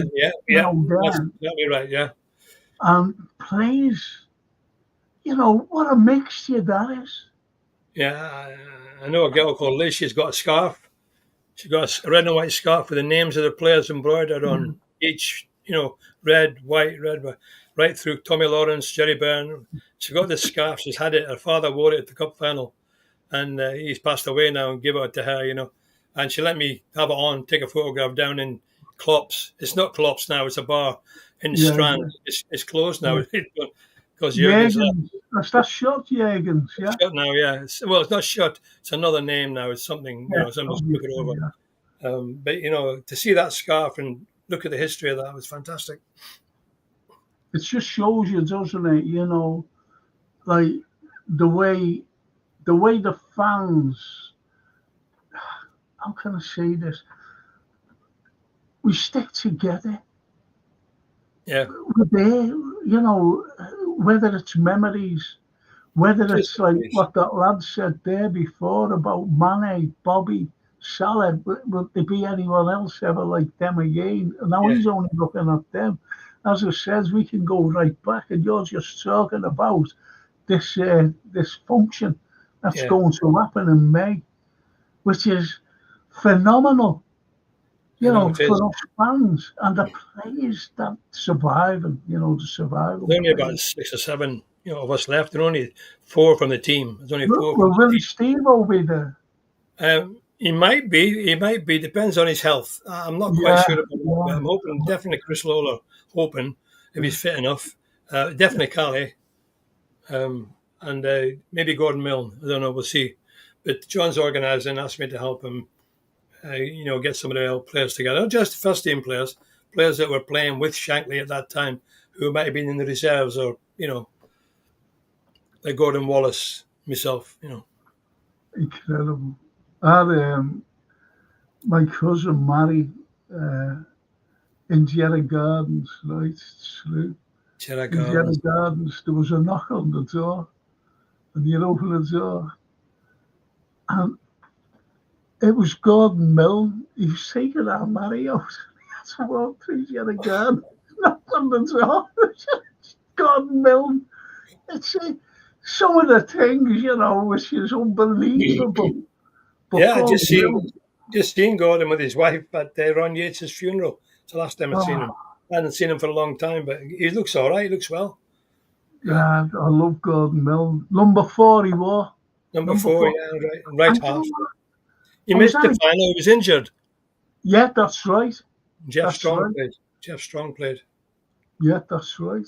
Yeah, he was injured, unfortunately. It's a And shame. I Bob remember- Paisley missed the final as well, didn't he? In Yeah. 1950, Bob Paisley didn't. He got dropped for the final. Yeah, he got to the final but couldn't play because he was injured. He was injured. Yeah, he didn't play. Yeah. Do you know, and I'll tell you what I always remember as well, when we won the cup on the Saturday, right, and we were playing Inter on the Yeah. Wednesday, I was there. Yeah. European Cup, and you had Jerry Byrne and Gordon Milne going around Get his arm in a sling. with his arm in a sling, Jerry, yeah, and Gordon limping, proper limping, yeah. They went all the way around before the match. All the way around. That's Shankly for you, isn't it? You get out there. Got the crowd going. Yeah, the crowd were up. Well, massive. it lifted us. It lifted us. And, Manchester, I'm sorry, Inter Milan, a great side. They were the top team in the world then. They were an unbelievable team. I always remember my uncle saying, watch out for the number 8, he said. I Yeah. said, who's that? And he said, Sandro Mazzola. Yeah. And he was the darling of Italian football. And I got to see him, if you know what I mean, that night. Unbelievable team there. I was very lucky. I was very lucky to see these wonderful players, wonderful teams. And I'm blessed with it all. Definitely. Yeah, it is lovely. I mean, that 3-1 we won. It should have been 4-1. We had a goal disallowed. Chris Lauder had a good goal disallowed. Yeah, and and it was a good goal. Yeah, the referee, even in the replay, the referee was dodgy. Yeah. Well, no, that was Brian Glanville. His name has just come to me. Good writer, wasn't he? Times reporter. Well, I was on the telly with Tommy Smith. John Keith was front there. John Keith, yeah. And this fella, he was old then when we did this for the LFC TV. And he was a sports writer for Brian Glanville. Yes, and but this fella was, he was writing for the Daily Express. Right. But Brian Glanville, he was on video, and he was talking about. He was writing for the Times, and he just came right out. He said he was taking bribes. He was bribed. Yeah, that's right. We all knew this at the time. He said, I seen the envelope. But he said, Brian Glanville in that thing. Yeah, it was shocking. Tommy Smith was Yeah, no. Indirect free kick. He allowed it. He gave an indirect free kick, and Facchetti scored direct into the net, and he allowed it. And then Tommy Lawrence was bouncing the ball. Mario Corso came up behind him, flicked it out from under his feet, put it in the net. Yeah. And that's illegal. Even then, it was illegal. That was a foul on the goalkeeper. Yeah, he pushed into him and knocked the ball away. And Tommy Smith, well, I was sitting down with Tommy Smith, this reporter, and as I said, John Keith, and we were talking about that game and how he was cheated. Well, that would have been another European Cup. Well, anyway, the Anfield says the best player I was lucky enough to see live, the real Ronaldo. I went with my mate to the Nou Camp. He's El Phenomenal, period. He was intergalactic, one of the best individuals I've ever seen. Yeah, he was brilliant for Brazil.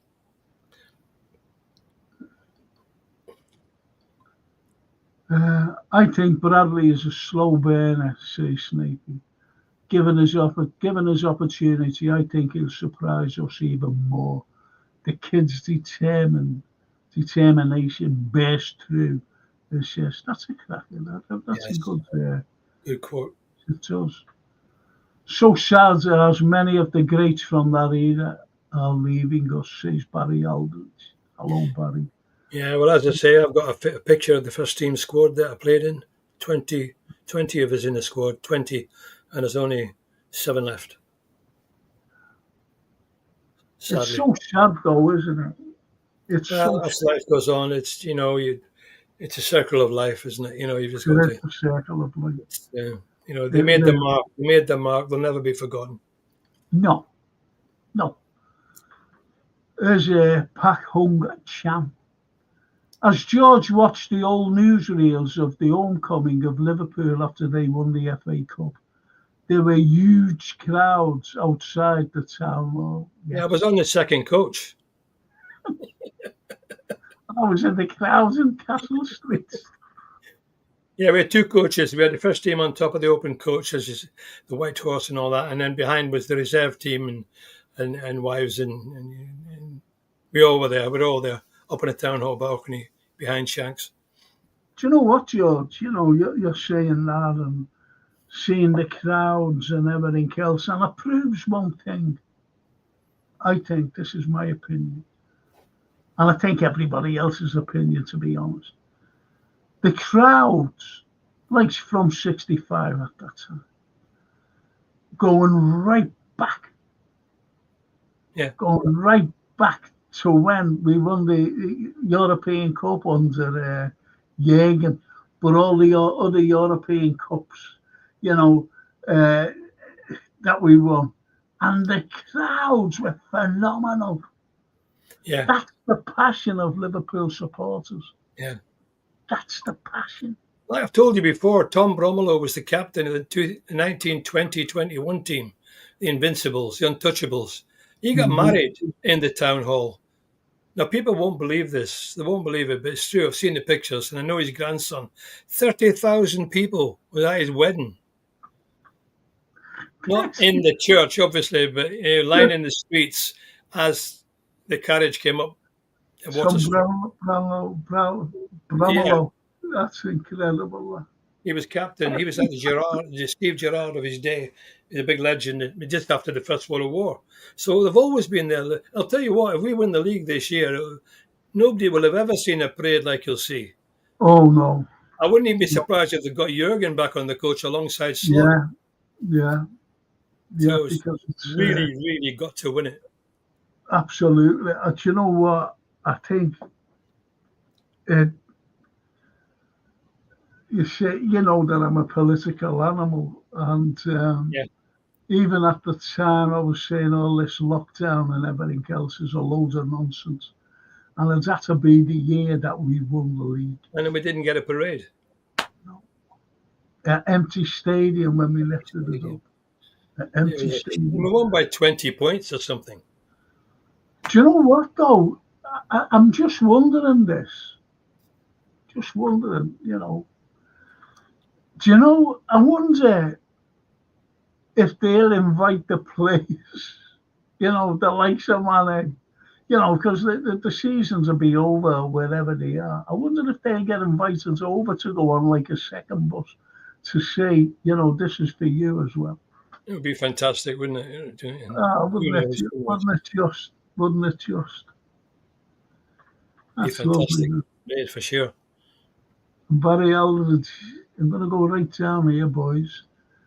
Watch the Barca beat Real 1-0 at the Nou Camp when Bobby Robson was manager, sat in the rafters opposite the dugout. Great. That's great, though. Thanks. Lucio Magic. Okay. Lucio. Do you guys also think it's frustrating? Excuse me. Do you guys also think it's frustrating to see Lucio down the middle? I think he's much better on the left with space to take on defenders. Yeah, I agree there, George. Yeah, I agree. Yeah. Totally agree. Unfortunately, Gakpo's playing so well. It makes it difficult. I know. This is why I said, George, we've got no need for their forwards. No. Because they're already there. And we know that they can score goals. We know this. Jota's back fit now as well. Hope he stays fit. Yeah. He's got to stay fit. The videos. This is my favourite stat. Virgil van Dijk has only had 3 Premier League home defeats in his entire Liverpool career so far. That's amazing, isn't it? How many years has he been here? 7 years. Oh, I didn't know that. That's incredible. It is. We've only lost 1 game this year at home, haven't we, Forest? That's it. Thanks for that, Liverpool videos, because I Hell of a start, isn't it? What a start that is. And the Anfield says, on Gravenberch, some made a great observation the other day. Gravenberch plays exactly like Moussa Dembele, the Belgian. I personally really liked him, but Gravenberch is so much more under Captain Berge. Yeah. Tremendous well, player. That's where the captain's strength comes into it. Because, as I said, he does influence players around him. He does. Playing alongside the big Berge. And that'll all come out in years' time. Even the likes of Bradley, when he retires, the best, he's very influential, was Virgil van Dijk, going back all those years ago. But I can imagine that. It's nice the way he plays with Kanate as well, the two of them, a good partnership. Yeah. And Copite says, the best 3 Liverpool players I've seen in my lifetime, Gerrard, Virgil and Suarez. Now, that's his lifetime, obviously. Yes. You can't remember Kenny. You can't remember... That's a good shout. They're all great players, aren't they? All these lads are legends. And Daz says, big up, Frank, mate. Hope you're okay. Thank you, Daz. Hi, Daz. Hope you're okay over there in America. I think that's where he is. He's a lovely fella, Been on his podcast. Fantastic. And Ian Max says, I agree with you there, Frank. I have never seen a footballer with the technical ability that Suarez had. I think he is the greatest footballer I've seen since I've been going to the match in the late 80s. Yeah. And you know what? He didn't want, I know this for a fact, boys and girls, he did not want to leave us. And he begged the Irish manager, the Northern Irish manager, if he could stay. And he said, no, you're on your way. He said, I just want to play in the Champions League for Liverpool Football Club and the fans. No, you don't. He loved the club, didn't he? He loved the club. He loved the club, the fans, everything. He brought so much joy to so many people with his skill, the goals he scored. Unbelievable. Yeah. Unbelievable was Lewis. Never seen goals like it. I always remember someone shouting out to him, whether he hears it or not, I don't know. He said, "Have you had enough to eat?" This was before the game started. Because he'd just been accused of biting, Chianelli Yeah, of, that's right. Italy. You had enough to eat, This is like the He bit him in the neck, didn't he? Yeah. first couple of seasons, their first couple of games. He was a hell of a competitor, wasn't he? Hell of a competitor. Oh, Unbelievable. 110%. Colin Blackshaw says, met Chris Lawler 7 times, went on taxis, took him to the Liverpool meet and greet shows in town. Cracking bloke. Told me many stories during Shankly days. Yeah, lovely man, Chris. And we joined the ground staff together, Chris, Tommy, Gordon, myself and Bobby Graham. 15 years of age. Yeah, the Anfield Road. Love the way Frank and George are like on the phone with each other while the rest of us just listen in. Isn't that lovely? It's nice, isn't it? That's It's lovely. nice to hear all the views, isn't it, coming back from the chats.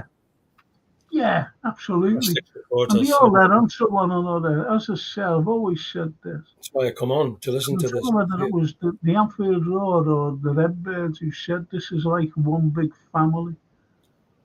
Yeah. Either one or the other, or both of them could have said that. And I think that's great. That. What football's all about, passion, memories, all that. Yeah. Yeah. Not money. Talking about Myra Page.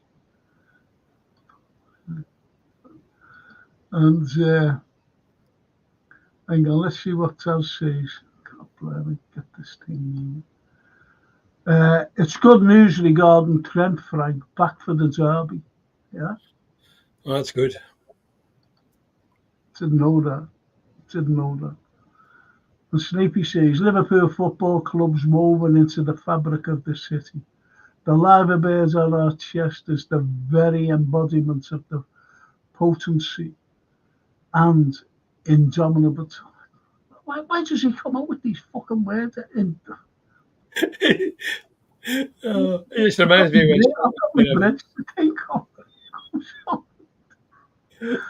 Spirit of the people of Merseyside. Yes, Stephen. Yes. Well, he's brilliant. The wordsmith.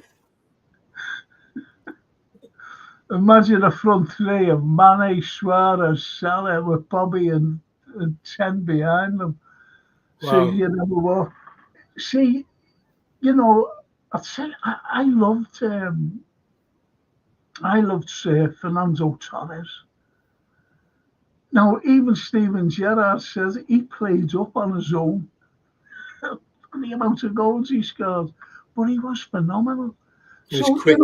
You just imagine, George, having a pick of six forwards, 3 forward line, but out of 6 players, and you could rotate those. Just imagine having the likes of those front three. It's a dream, isn't it? And Mane and Torres, it's incredible. Yeah, to think about it, it's fantastic. Yeah, Ian Rush, Kenny Dalglish, A team of all the ages would never lose a game in a century. Never. I think, if you did put a Liverpool side together, say like you can go back to Roger Hunt and St. John, right? I'm just saying this, but you had the modern technique today that Roger Hunt and St. John, if you know what I mean. Yeah. Say like you were transported to today and has everything at their disposal, from diet to these machines to everything. Just Exactly. playing on a surface like that. Yeah, that we I have always said that. I'd love to play. I'd love to play now. Really, how could you not play if you're a professional footballer on grass? Sharon used to say it's professional grass. Yeah. Professional grass at Anfield. But Could you imagine this, George? Like we're crying out for a left-sided centre back, right? Yeah.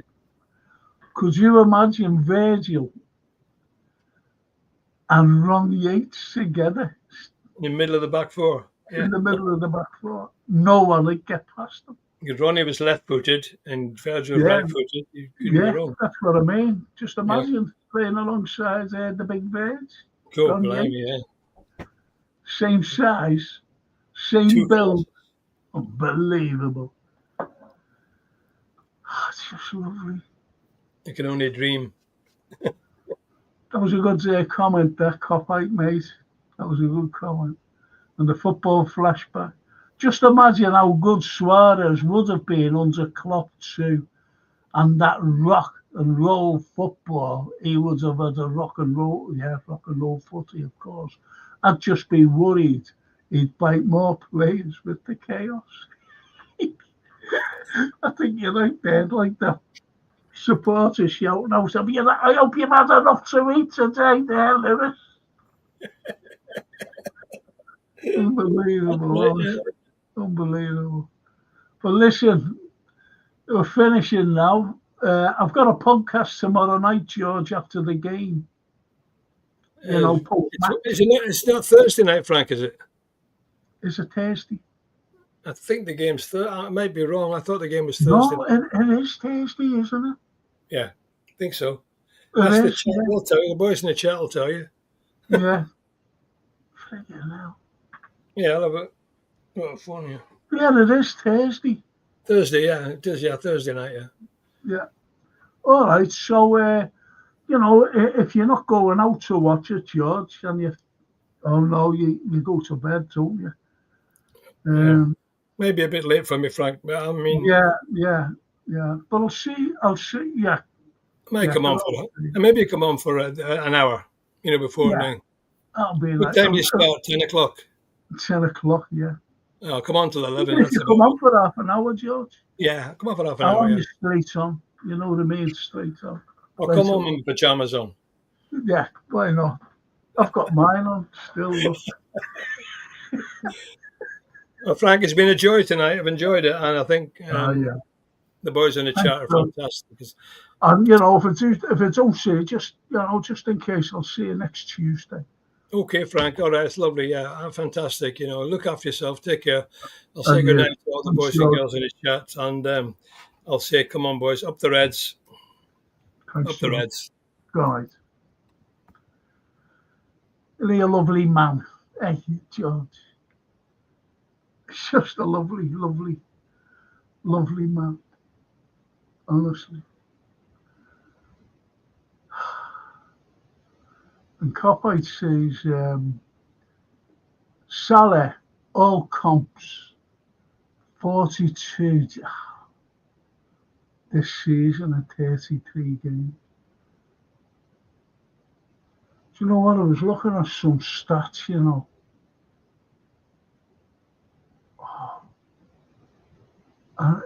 It was not about Salah or anything.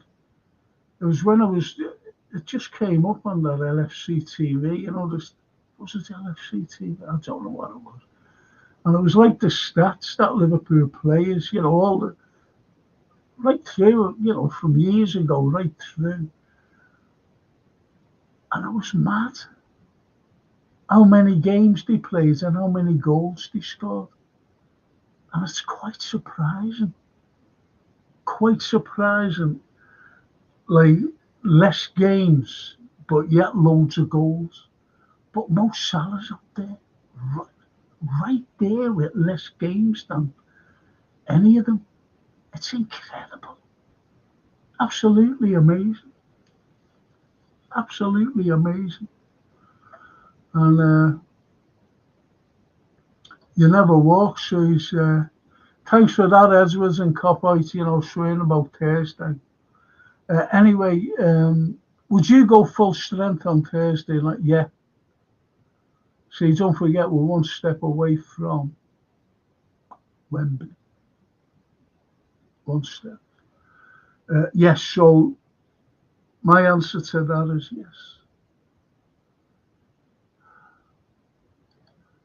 And you never walk says, I'd love to see Darwin get a start. Yeah, he will play minutes. He's definitely, whether he starts or or not, but he will come on as a sub if he doesn't start. That's definitely. And the greatest cop-out ever, Callum, he says, Alisson, Bradley, Karate, Van Dijk, Robbo, Gravenberch, Maka, Szoboszlai, Diaz, Nunez, Salah versus Spurs for me.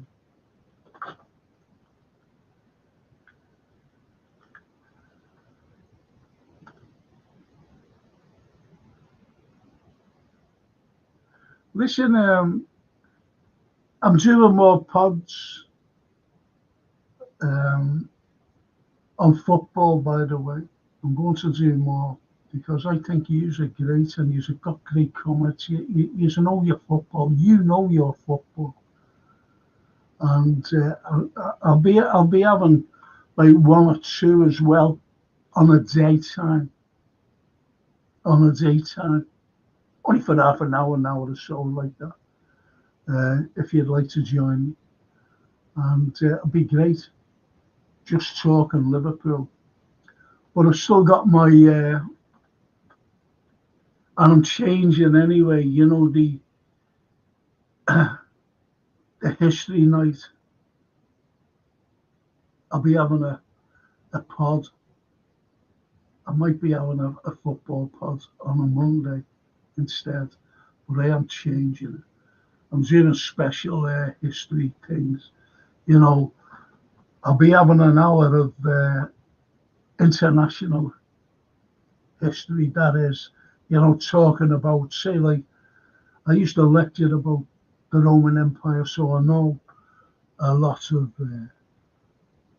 like, dare I say, emperors and what was going on with Rome at the time, what they did. So I'll be talking about, that as well. I'll be talking about the likes of the French Revolution, because lots of people don't realise that lots of, not just the French Revolution, but also other revolutions that were started, and they were always lawyers. The likes of Robespierre was a lawyer. He was a top lawyer in France, in Paris. And as no one realises that he has his right-hand man, a fellow named Danton. And he was rootless as well. So these were rootless people. And then, as I said, the likes of Lenin, for example, not John, but Peter Ilyich Lenin, he was a lawyer. Fidel Castro, he was a lawyer. These were all lawyers. Incredible. You start revolutions. You wouldn't think so, would you? Right. So, these people, they know the law, they know everything. And so I'll be talking about the French Revolution and Napoleon as well. I'll be speaking about him. But these are like specials. These are specials. I'll be talking about World War I poets, for example, as well. I'll be talking about the likes of, patriotism. And patriotism goes back to Shakespeare and Bolingbroke, John of Gaunt. This sceptred isle, this precious stone set in the silver sea, this fortress built by nature for herself against the envy of less happier lands. The likes of that. And that was like Shakespeare. And you drive forward to the likes of the horrors of war in the First World War, some of the great poets. But you also had the barrier was all the patriotic stuff, because they wouldn't allow the horrors of war to be mentioned. So, it's things like that I'll be talking about as well. And VCs, these wonderful lads who run VCs, the likes of them, Victoria Costa. So, I'm just saying, boys and girls, that they're just history specials, we'd like to join. But I'll also be doing the current issues as well. What goes on a Friday night. I'll be talking, present day current issues, what's going on in the world. So I'll be still doing that. You want to join me for that?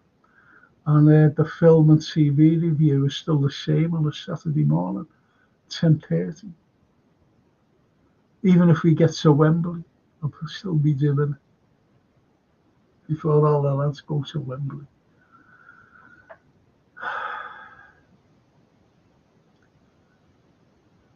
Android X. Full strength Thursday and the rest of our top players against Plymouth. Yeah, we'll rest them. Yeah, our French players can, they should turn them over. So you're right there, Android. You're right. And Colin says, Frank, would you start with Robbo or Costas on Thursday? I know Robertson was all right against Bournemouth. But have you noticed? Have a look at him. He turns his back when someone wants to shoot. And a couple of times, a couple of players went past him. Especially when that lad's at the post and Clive was there, and put it wide. Where was Robbo? He was nowhere near there. You see him running down. I thought, what the fuck are you doing? Should be back there. So, yeah. As a cost us. Snapey says, good night, one or not. Good night, Snape. And Copeye says, please give us your history of Italy, seeing as that's your country, Franco. Yeah, I'll be, I'll be, as I said, I'll be doing the Roman Empire and Roman Britain, what happened here. People know about Queen Boudica, but there was a better queen than her, and her name was Queen Cartamandua of the Brigantes, and her husband Venutius. So I'll be doing things like that. And you never walk about. Frank, could you do a Liverpool history show? I do it every Monday. I've been doing it every Monday. But I see, as I said in the first hour, I'm devising now the history show. You never walk, because what I'll be doing, dare I say, international history. What I mentioned before, say that Napoleon, Danton. I'll be doing that.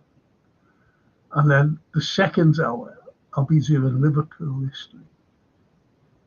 Because we've given more to the world than people can imagine what we've given the world.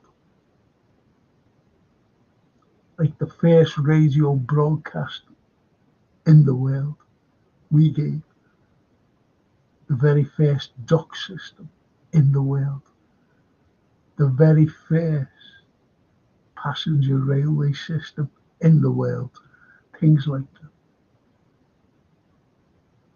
I'll be doing, and a lot more besides. And to discuss the main moments in our history, yes, absolutely. It's like we were the most bombed place in the Second World War, with the exception of London, obviously, but we never get mentioned. The likes of the Scharnhorst, the Graf Spee, the Bismarck was tracked from here in Liverpool, not London. Like when they made the film Sink the Bismarck, loads of bollocks there. It was here, Sir Max Horton. So, things like that, which is very important for the city and for our history. History, heritage, that is. Copite says, should do a quiz night, get everyone involved. George and Fozzie, the lot. Thing is, you can't do a quiz anymore because what you have, unfortunately, is one of them. And you just Google, don't you? So anyway, my beloved friends, I've just got to say a thank you, a massive thank you for joining me tonight. And if you go on the game, get up to this fella. Oh God, no. I'm sponsoring and going to it. The sponsor. But get to them as well. Get to them. HSOAB. That's Scarf or the badge. If you're going, all quality stuff. Michelle and Mikey, I don't know why I said that. Michael Dean, great couple, quality stuff, dead reasonable prices as well. You can buy anything. That's if you go. And hopefully, I'll see you all Thursday night. Thank you. Ciao. As the Italians say, ci vediamo. That means see you soon. Oh, Colin. Great show, Frank. Take care, my friend. Thank you, Colin. Really appreciate you fellas. I really do. I really, really do. Thank you for keeping me company. And George, obviously. Let's hope for the big win, Thursday. So join me on Thursday night, 10 o'clock. Georgie and I, hopefully. And let's hope for the big win. Thank you. Good night.